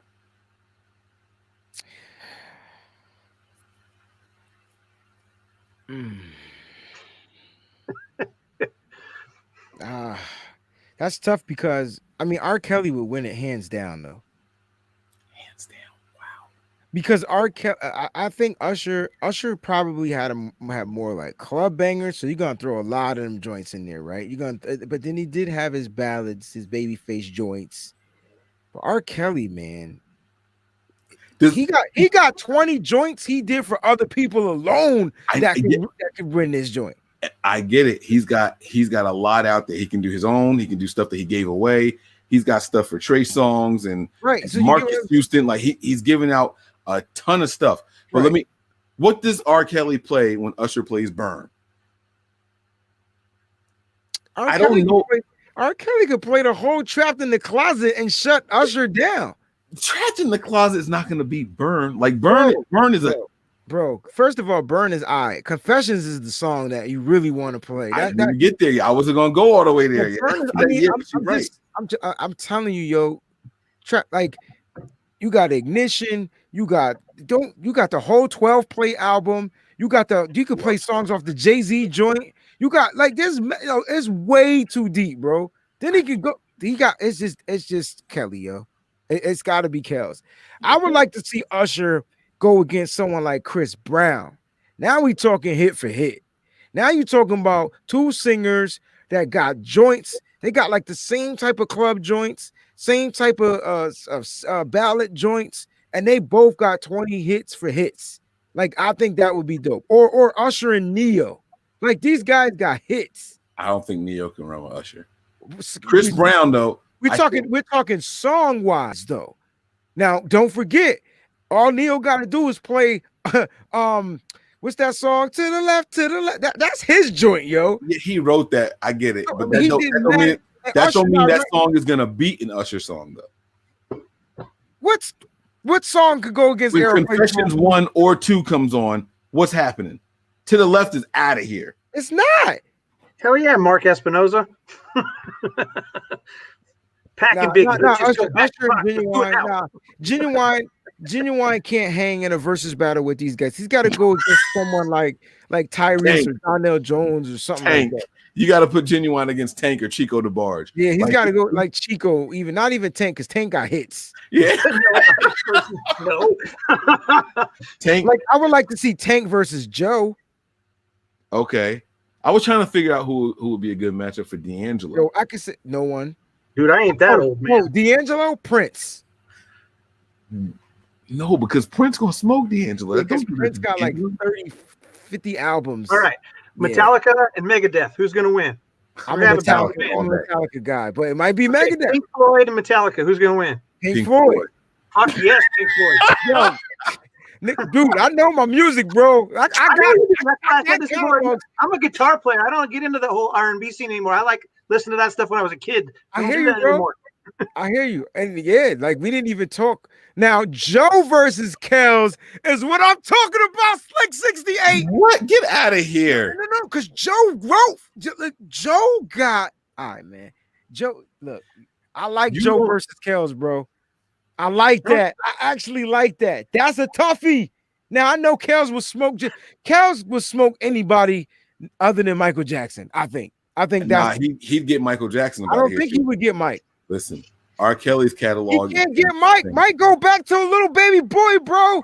And all of it do matter because that cat could come out with Who's Loving You, and ain't nobody seeing that. Nothing seeing that joint, bro. Naughty by Nature or Public Enemy. Naughty by Nature. Naughty by Nature. Yeah, I take Naughty by Nature. Now you can say Public Enemy or KRS-One in the Crew. I could kind of put them guys together, but like, nah. Big Daddy Kane or Rakim? Big Daddy Kane. Oh, I'm taking Rakim all day. Nah, son. Big Daddy Kane got more hits, bro. Rakim better lyricist. Yeah, okay. No, you're right. You're right. Like I was like hands down, he better. Like I would like to see Rakim go against Nas. Like that they on that level. Like, you feel me? But Big Daddy Kane would go up against someone like Jay-Z. Like they got hits. Like they records. Okay, Jay-Z versus Drake. Miss Debbie's in here now. Hey, Miss Deb. Jay-Z versus Drake. I'm going with Jay. But Drake got hits. Yeah, but Jay got bars, but Drake got hits. Oh, that's man. A tough one, man. They tough, yo. All right, I got a question for you. Name a movie that you watched, but it bothered you the whole way through. Name a movie that you watched. What do you mean by bothered you? Yeah, like it just didn't sit well with your spirit. Like it didn't resonate with you, but you still watched it. Like I didn't like it. You liked it because you watched it, but it bothered you. Like it didn't. It was something. Because when I say the movie, you might know what I'm. When I tell you my movie, I want to know what you mean. Only because, so for example, I watched this movie with Owen Wilson called his family was in China, and like a civil war broke out, and it turns out they were like hunting his whole family. It was him, his wife, 2 little daughters. It was called like Escape or something like. Damn, what the hell was the name of that movie? But somebody put Moonlight. I like that movie. I was on the edge of my seat the entire movie as a dad with kids and a little girl. Like there was a scene in the movie where what this exercise is about. We're all but it was a good movie. Like I liked that movie. But then on the other end, like I would watch that movie again. That was the most suspenseful movie I have ever. No Escape. That was the most suspenseful movie I've ever seen that movie in my entire life. When I say from start to finish, I was on the edge of my seat. I couldn't. I had to pee so I was not getting up. I was not getting up. But I watched this new movie with Denzel Washington's son called Tenet. Yeah, you might not understood it though. I watched it and I hated every second of it, but I couldn't get up because I was trying to figure out how the movie was going forward and in reverse at the same time. Didn't he do Inception? Did you like Inception? No, I didn't like Inception either. Why you didn't like. So you don't like the director? No. It's the director. The movies are just they're just weird. So if you see, like the movie Memento is one of my favorite movies ever. That's a good one too. Is that his movie though? Is that the same director? I don't know if it's the same director. Right. So I'm talking about from the director. The way that guy does his movies has you jacked up. And so you either in or you not. But Inception was dope. Brian, you got a movie that you watched all the way through, but it just bothered you. But you continued to keep watching it. Probably something creepy like Wrong Turn or Jeepers Creepers. They're just like they keep making bad decisions. Not like your typical like high school teenagers making bad decisions in stupid horror movies, but just like constant, the whole Wrong Turn thing where you had this inbred community. It was like, I know that movie, bro. That was crazy. Yeah, that was crazy. But I watched it all the way through, and I've watched it multiple times. But I mean, I could go with a generic answer like the Blair Witch because the camera was all over the place, so you felt sick while you were watching it. But it wasn't because of the content of the movie; it was because your brain couldn't focus on what was going on in the TV. That's why I wanted to know what he meant because there's an Alien movie that was like that. It had John Candy in it, or maybe the sequel had John Candy in it. John Candy in an Alien movie? Yeah, it was like they were on a rooftop in New York, and damn it. I don't even remember that joint. Listen, man, I know I would tell you that movie. Butterfly Effect. If it had only just more people would like Brokeback Mountain if it wasn't a homosexual movie, right? The cinematography of the movie was beautiful. If it had been I don't like to use that word, but whatever you want to call it, normalized thought process for people. Like I'm all about like everybody can do whatever they want, but a lot of people don't like that movie specifically because of the content of the film. I never saw. I love Heath Ledger too. I never saw it because when I asked someone what it was about, they said it was 2 gay cowboys in the mountains. So it was him and so just nothing about it. Like I never saw. What's the movie with the mailbox? Oh, where they're at the house. It's a love movie. It's a mushy movie.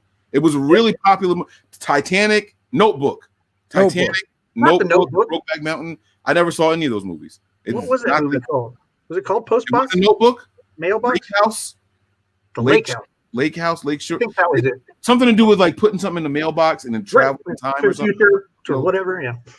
Yeah, I heard they were all great movies. When I asked you what's it about, they never appealed to me. Okay. So here's a question for you since we're talking about movies. We're going to combine both. Yeah, I want to hear Breezy's. I want to hear what Breezy. I didn't get mine. Brian, hold your thought. Oh. So I was up last night because I fell asleep and then I woke up and I just watched TV and this movie was on. Now, it bothered me the first time I watched the movie, but I'm like, you know what? Let me watch it again. And the name of the movie was called Unfaithful with Richard Gere, right? And I don't know if you guys ever seen the movie Unfaithful, but it's about this family and this woman who meets this dude that sells books, and then she starts having an affair with him, right? And it's bad, right? Is it the French dude? The French dude. Yes. Yo, Okay. Right. So I'm saying to myself, like she had every opportunity to quit until it was too late. Because obviously the dude found out, her husband ended up finding out he hired a PI, whatever, got the pictures. And it's just like, because of her, like everything just got really bad. No, this not a Lifetime movie, bro. Yo, check this. Yo, this movie will have you be like, dang, yo. And the thing that pissed me off about the movie, I mean, she was cheating, but that's not what pissed me off. What You Got Mail was the movie you were talking about, Mike, with Tom Hanks. No, that was it. No. This is like at a lake house, and there's a mailbox out across there. And they put in letters, and then they trans- Okay. All right. So let me get back to this joint, right? So the thing that pissed me off about this movie, if y'all haven't seen Unfaithful, the part that pissed me off was what Richard Gere did to get his family back together. And then this woman was unappreciative because she was still in love. Like, it was like, yo, I killed the dude so we could be a family. I'm sorry. I didn't know if you was going to tell it away or not. I didn't know if you. I said, "Oh, so." I mean, because I don't think anybody in here cared. They act like they ain't never seen Unfaithful. So I'm like, I'm just going to talk about it. I respect Richard Gere as an actor, and I love Diane Lane. Lane, yes. When she came out, I was like, I got to go see it. I liked her 1600 with Wesley Snipes. Yes, bro. She was cheating and got mad at the dude because he was right. Bro. Yes, yeah. Remember she ran up on him when the other girl started slapping him up, and then he banged it out. Right? They made up, and then that was her last time. Yo, bro, the fact that Richard Gere, I don't know how they got away with it, but because then they live in Connecticut. They lived in Connecticut. Because like that happened next door. It was right down the street. It was in Greenwich, bro. The CT police they trash. I'm just saying, go watch that movie, y'all. I like that movie. It'll have you like. See, that's why I didn't know what people you think women don't cheat, right? That's number one. And then the woman was having an affair with a younger dude, so he was all jacked up. At first, I thought the dude slipped him a Mickey in a drink because he was like, "Y'all don't feel good."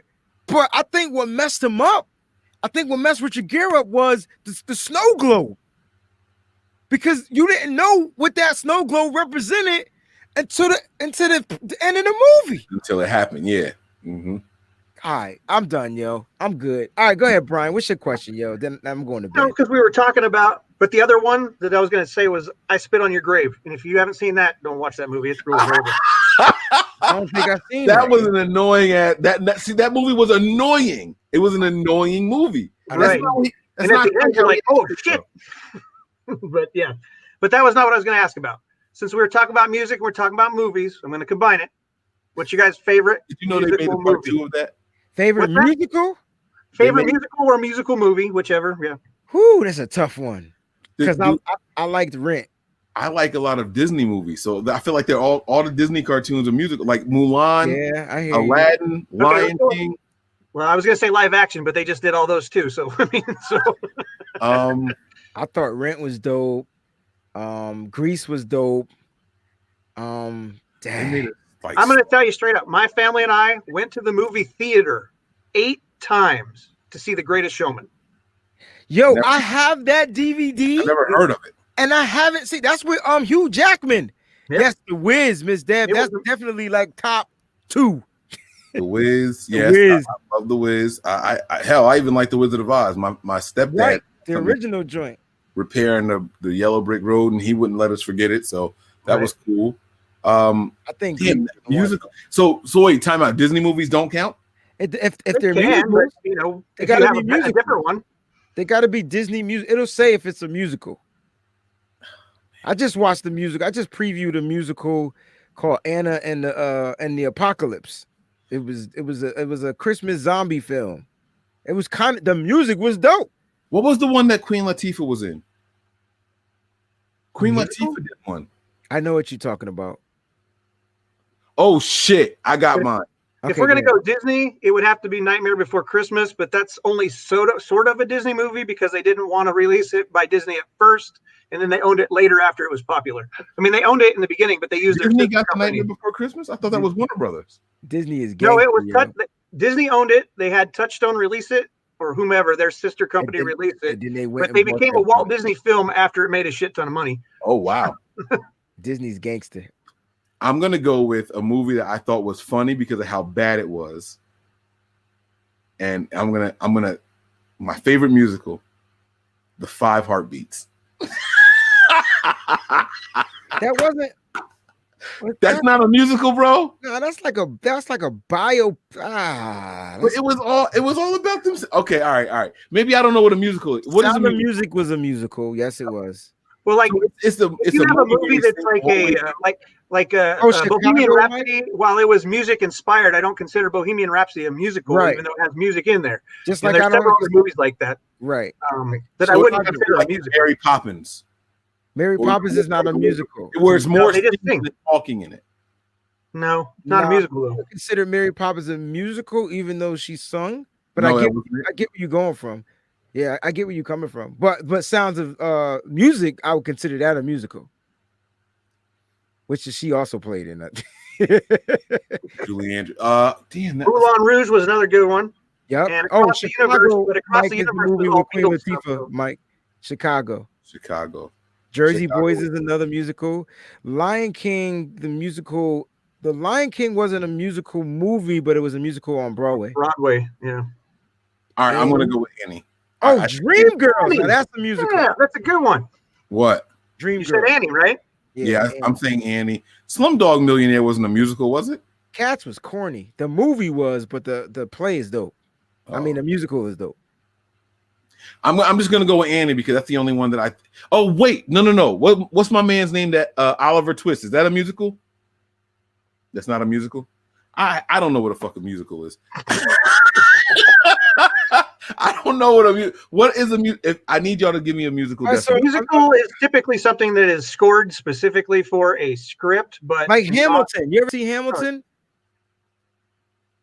That's Shakespeare. No, I'm thinking Hamlet. See, I don't know what I'm talking about no more, bro. Like, you see what I'm saying? You see what I'm saying? My brain is messed up. Good night, like, Chicago. This is nothing the Niners. Ass school. Play the long-ass intro.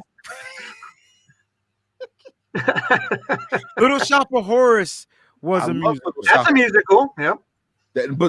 So that's a musical. I know. I don't have 5 Heartbeats as a musical. I have it as a movie with people singing music. It's different.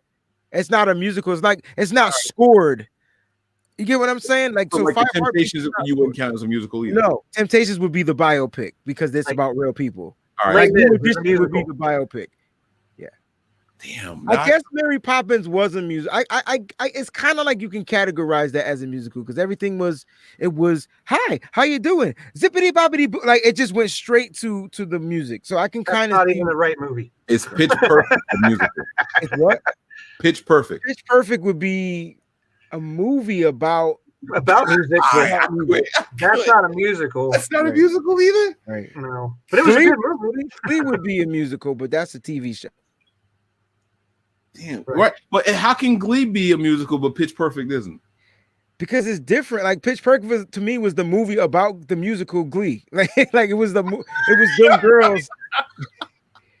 I just don't know, I'm man. going to bed, y'all. Good night, y'all. Wait, y'all told me that Annie was an acceptable answer. No, Annie is a musical. That is straight up. Okay. Do anything. I'm gonna go with Annie. For you. Annie was dope. It's a hard knock life. Okay, instead of what? I want to know what y'all say. Instead of blank, we get blank. What are your words? I've heard people say instead of green eggs, we get kicks, like the cereal. I've heard what do you guys think she's saying? It's a hard knock life for us. Oh, it's a hard knock life. Instead of treated, we get kicked. Like, you know.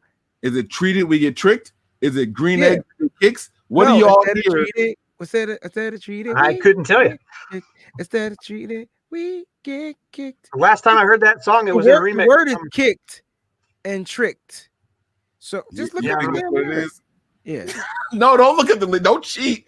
No, I'm not. It's fun to hear people Instead of fill in the cheated, blank. oh, instead of cheated, we get tricked. Instead of something, we get. Instead of kisses, we get kicks. Is that what you hear? Instead of kisses, kisses is in there.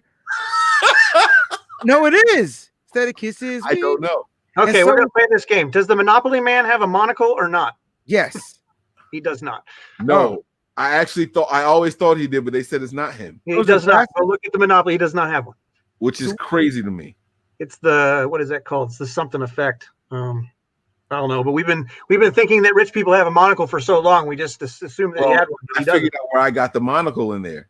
It was from the Ace Ventura movie, because the dude that he punched and threw over his shoulder like a scarf had a monocle, and he imitated, I'm the Monopoly. Don't pass go. Don't collect money. And he had a monocle.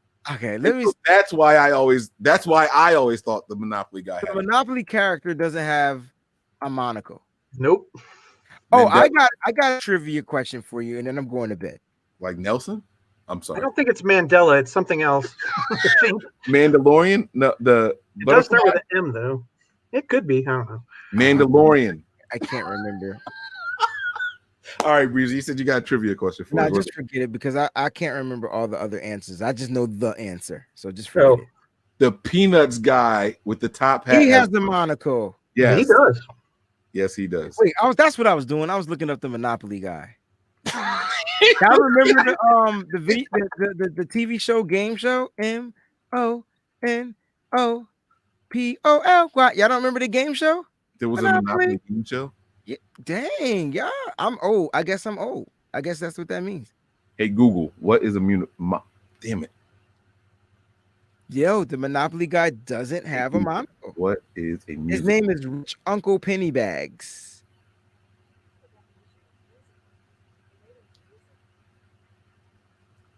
A play or movie in which singing and dancing play an essential part. Musicals developed from light opera in the early 20th century. That's what we said. Is The Color Purple a musical? No, it's a movie with music in it, just like the 5 Heartbeats.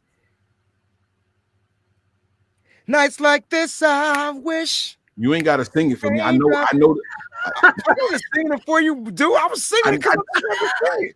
I wasn't singing to you. Like, I'm mad because I wish I could come up with another musical, but y'all said y'all would take Annie. But like, dude, we named like 8 billion of them joints for you to.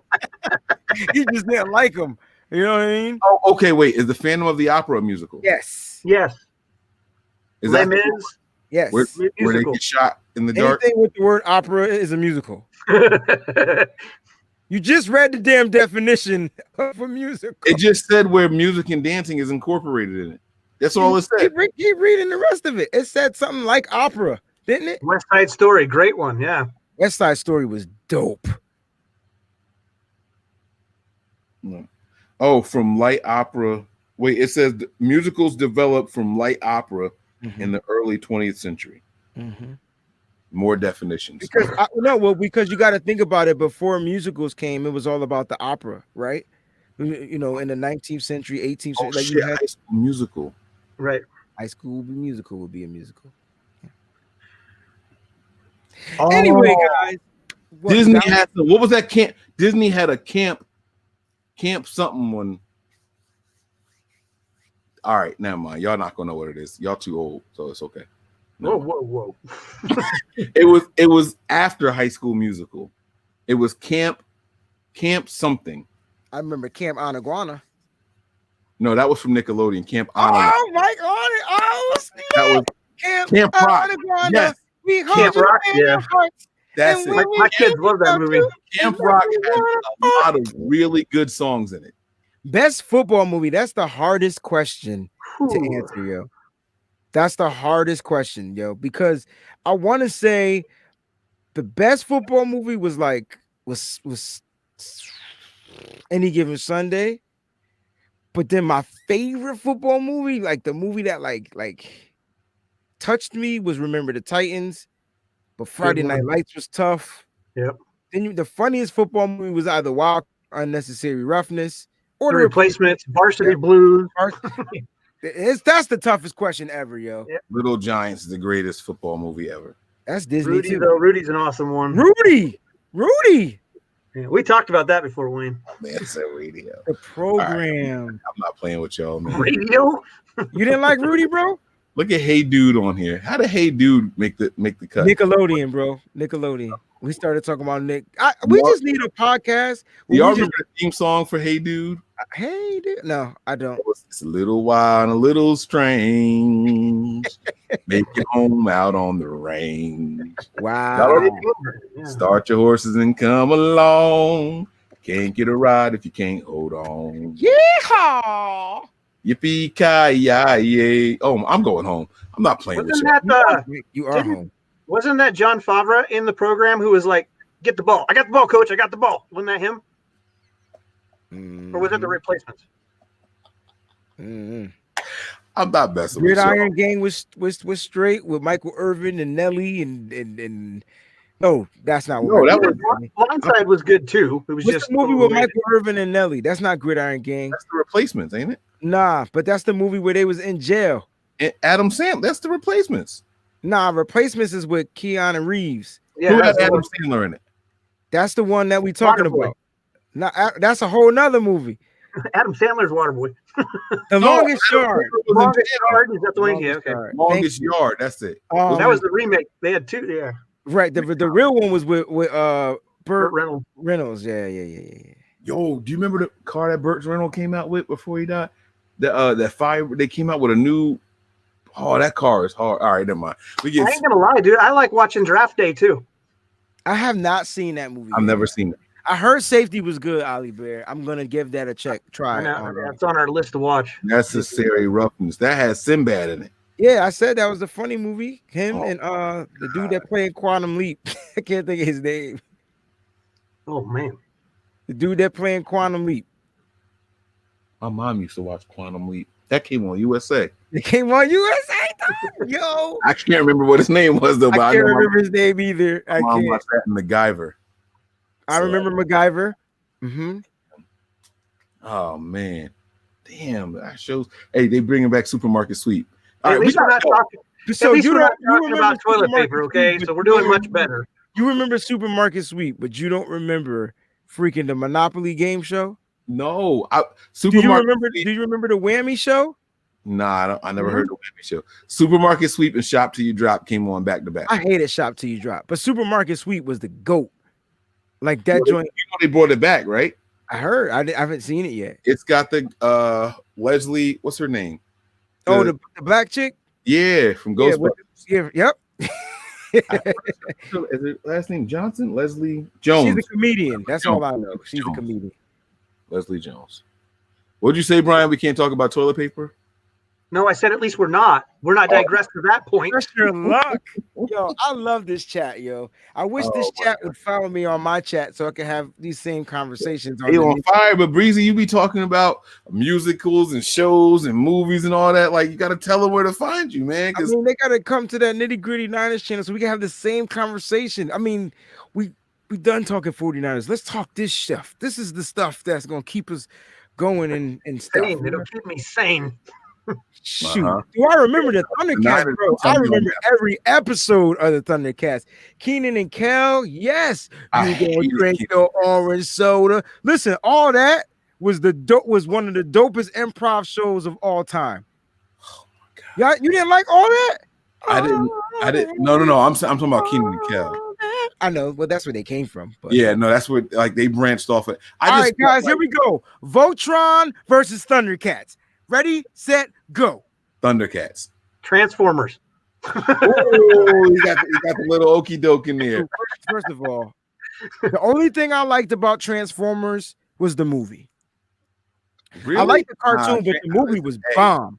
I still got the bed sheets. I still got the bed sheets over here. All right, so Voltron.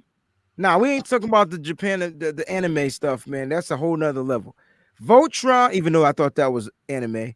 Voltron, G.I. Joe, Thundercats, or Transformers have to be the top 4 cartoons of all time. Can we throw He-Man in there? And then He-Man will be 5, bro. Can we throw He-Man in there? Absolutely. All the power, Grayskull. He made one cartoon, and that then was the number one over yeah. Thundercats. Yeah, man. No, yeah, that big old pussycat, man. Come on, that's man. what I like, bro. When I figured out that his name was Cringer, because he cringed. Yeah. Right? I thought I was smart. I was like, yo, nobody else noticed. Nobody. I had to be like 5 years old. I got you, bro. Just like Snarf used to go Snarf. Like, come on. They were so innovative back in the day. Yo, let's just create a cat, call him Snarf, and make him go Snarf. I had the metal Voltrons, cuz the metal joints, not the plastic joints, the metal joints. The ones that you wasn't allowed to throw at your siblings. Nah, because it was a really heavy metal. No pun intended. X-Men cartoon. And don't forget Police Academy cartoon. You got to throw that in there in the 90s. Oh, who remembers the cartoon Cops? Doom, doom, doom, doom, doom. Y'all don't remember Cops? Nah, all right. I was probably watching Gummy Bears, Wayne. No, that was the Disney cartoons. You don't remember Cops, bro? I liked a lot of off cartoons like The Tick. Remember the Tick? Yeah, it was all right. It was all right. Like, no one here remembers. Weird. That was my branch off into like weird comedy that I didn't quite understand as I was young. Batman Gummy Bears was my shit, believe it or not. I used to want to find that berry. Everywhere. Yeah. All right, what was your favorite Disney joint? Was it Gummy Bears, DuckTales, Darkwing Duck, or Tailspin? Can I just go with Gargoyles? No. Okay, all right. I think out of the ones you named, DuckTales for me. DuckTales, me too, Brian. Give me some but I did like some Chippendales Rescue Rangers as well. Oh, I left out Chippendale. Oh, what is not the strip club, y'all, but the cartoon. Yes, Miss Deb. Underdog is awesome. Underdog. All right, I got you better. Nickelodeon had a cartoon. That junk was like 2 minutes long, and it came on whenever it wanted to. It was called Banana Man. Who remembers Banana Man? I don't know what Breezy drinking over there tonight. I never heard of no. All right, it's just me playing tricks on his mind now. No, I'm telling you, there was a bit. All right, I got you, yo. I'm gonna post this motherfucker. Right Animaniacs, that was a good one too. Animaniacs. I remember when Animaniacs was new. Yeah, I remember when that was a new cartoon. Like Pinky and the Brain was on there. That's when I was getting a little older though, so there was like that and Beavis and Butthead and all that stupid stuff. Slappy. What was the squirrel's name? Something in Slappy. Slappy. So nobody in here remembers Banana Man but me. I've never even heard of Banana Man. I never heard of Banana Man. All right. Y'all not gonna call me stupid. Was that like a local thing, maybe? No, it wasn't local. It came on Nickelodeon. It came on whenever it wanted. It was only 2 minutes long. It could have been a local cartoon. Just like you guys have Captain Kangaroo. It wasn't local. I remember Captain Kangaroo. I thought that was nationwide. I didn't think that was a cartoon. All right. No, it wasn't. I was just like, was that nationwide? Yo, wait. Let me. Maybe y'all can help me. I asked my mom and my brothers about this, and they don't remember. There was a show about this kid in his basement, right? And he would look inside this little thing, and he would watch the races. And they had like the Captain Caveman was one of the racers. It was Dick Dastardly is one of the racers.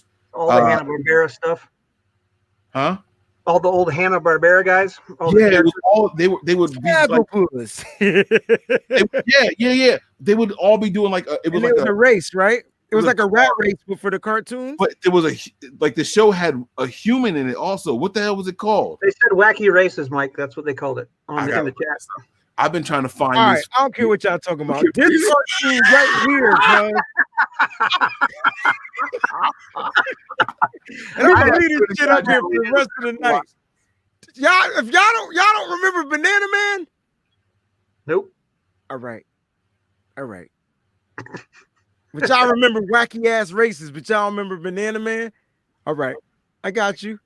No. Because the show. So what did you think I was saying, JJ? To some. Oh, I don't want to say banana. What did it sound like? I said. I said Banana Man. Not wacky. Mama.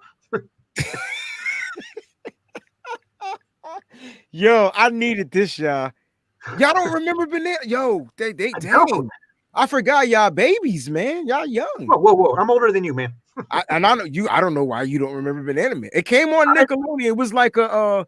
It was like because I was poor, Wayne. We didn't have no damn Nickelodeon. Yeah, it was a transition cartoon. So it was like Like after you can't tell that on television, right? It would come on for Lucius.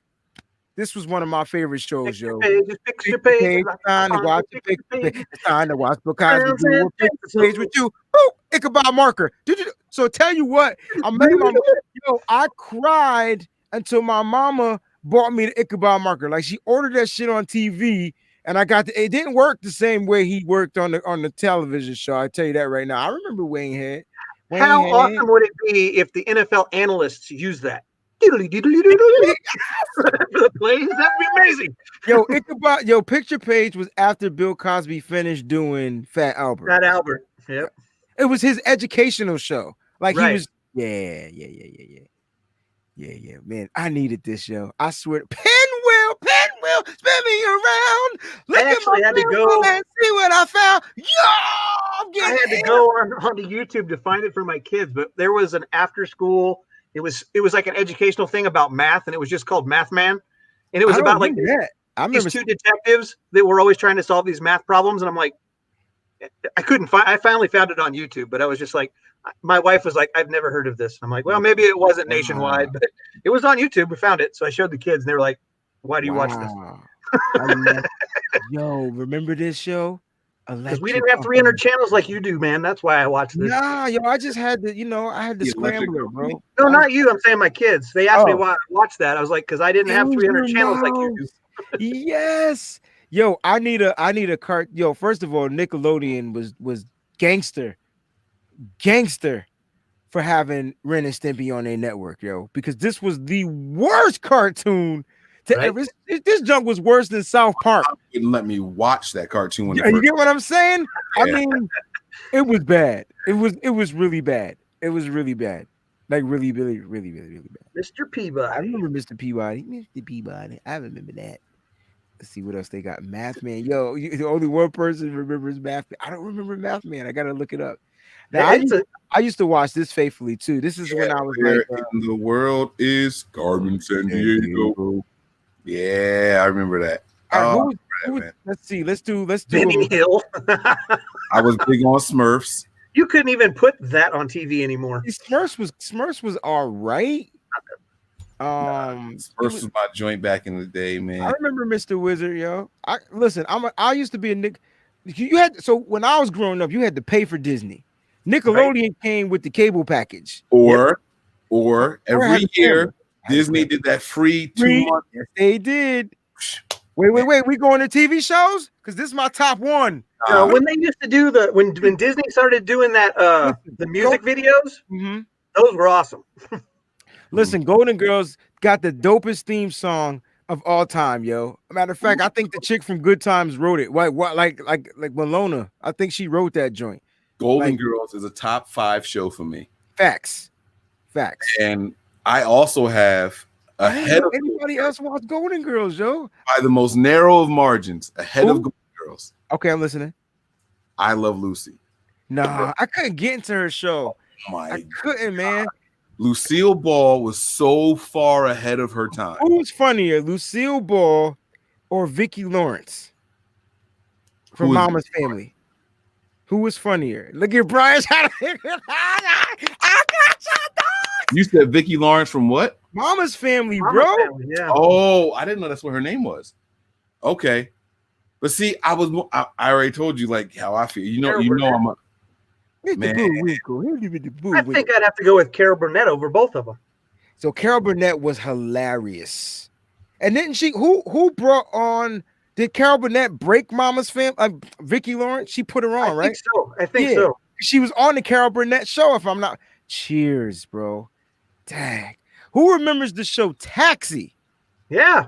With Danny DeVito. Danny DeVito in the cage, man.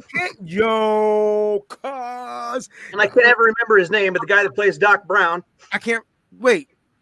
He was on that show? Yeah, he was the crazy guy. I never knew Christopher Lloyd was on that show. Yeah, there you go. Yo, Christopher Lloyd has been acting, writing, and producing way longer than I've been alive. Christopher Lloyd has such a phenomenal career. John Travolta was on Taxi. Oh my God. Yo, the Jeffersons got the top. The Jeffersons, Golden Girls, theme song. We got to do a show. Sanford and Son was one of my Fresh favorites. Prince of Bel-Air has the best theme song ever. I don't care what nobody. Listen, I understand that it's a little newer. Fresh Prince of Bel-Air beats out. It's top 5, bro. It's top 5, but it ain't got nothing over. Fish don't fry in the kitchen. Doom, doom. Beans don't burn on the grill. Doom. Took a hole in the frying just to get up there. And then Happy Days. Happy Days to go I understand that those are good ones, right? Because listen, there's a lot of shows that had really good ones. Miller Boyette Productions had really good songs. Anything that was by Miller Boyette, they came out with really good, like Family Matters. Yeah. What was the one with Suzanne Summers? Step by Step. Step by Step had a good song. Step by Step. House had a day good by song. day. Yeah. Yeah. But good there's an intro to a show that has no lyrics that I would probably have in my Taxi. Taxi had no lyrics. Top 2. Nope, not Taxi. There's no lyrics to it at all. Sanford and Son. You know who produced that? Huh? Quincy Jones. That's Quincy Jones, yo. Sanford and Son has no lyrics to it, and that music is just. I like Mac. So he said Knight Rider. They ain't had no lyrics either, and that beat was fire. Wait, hold up. What was Knight Rider's intro? Yo,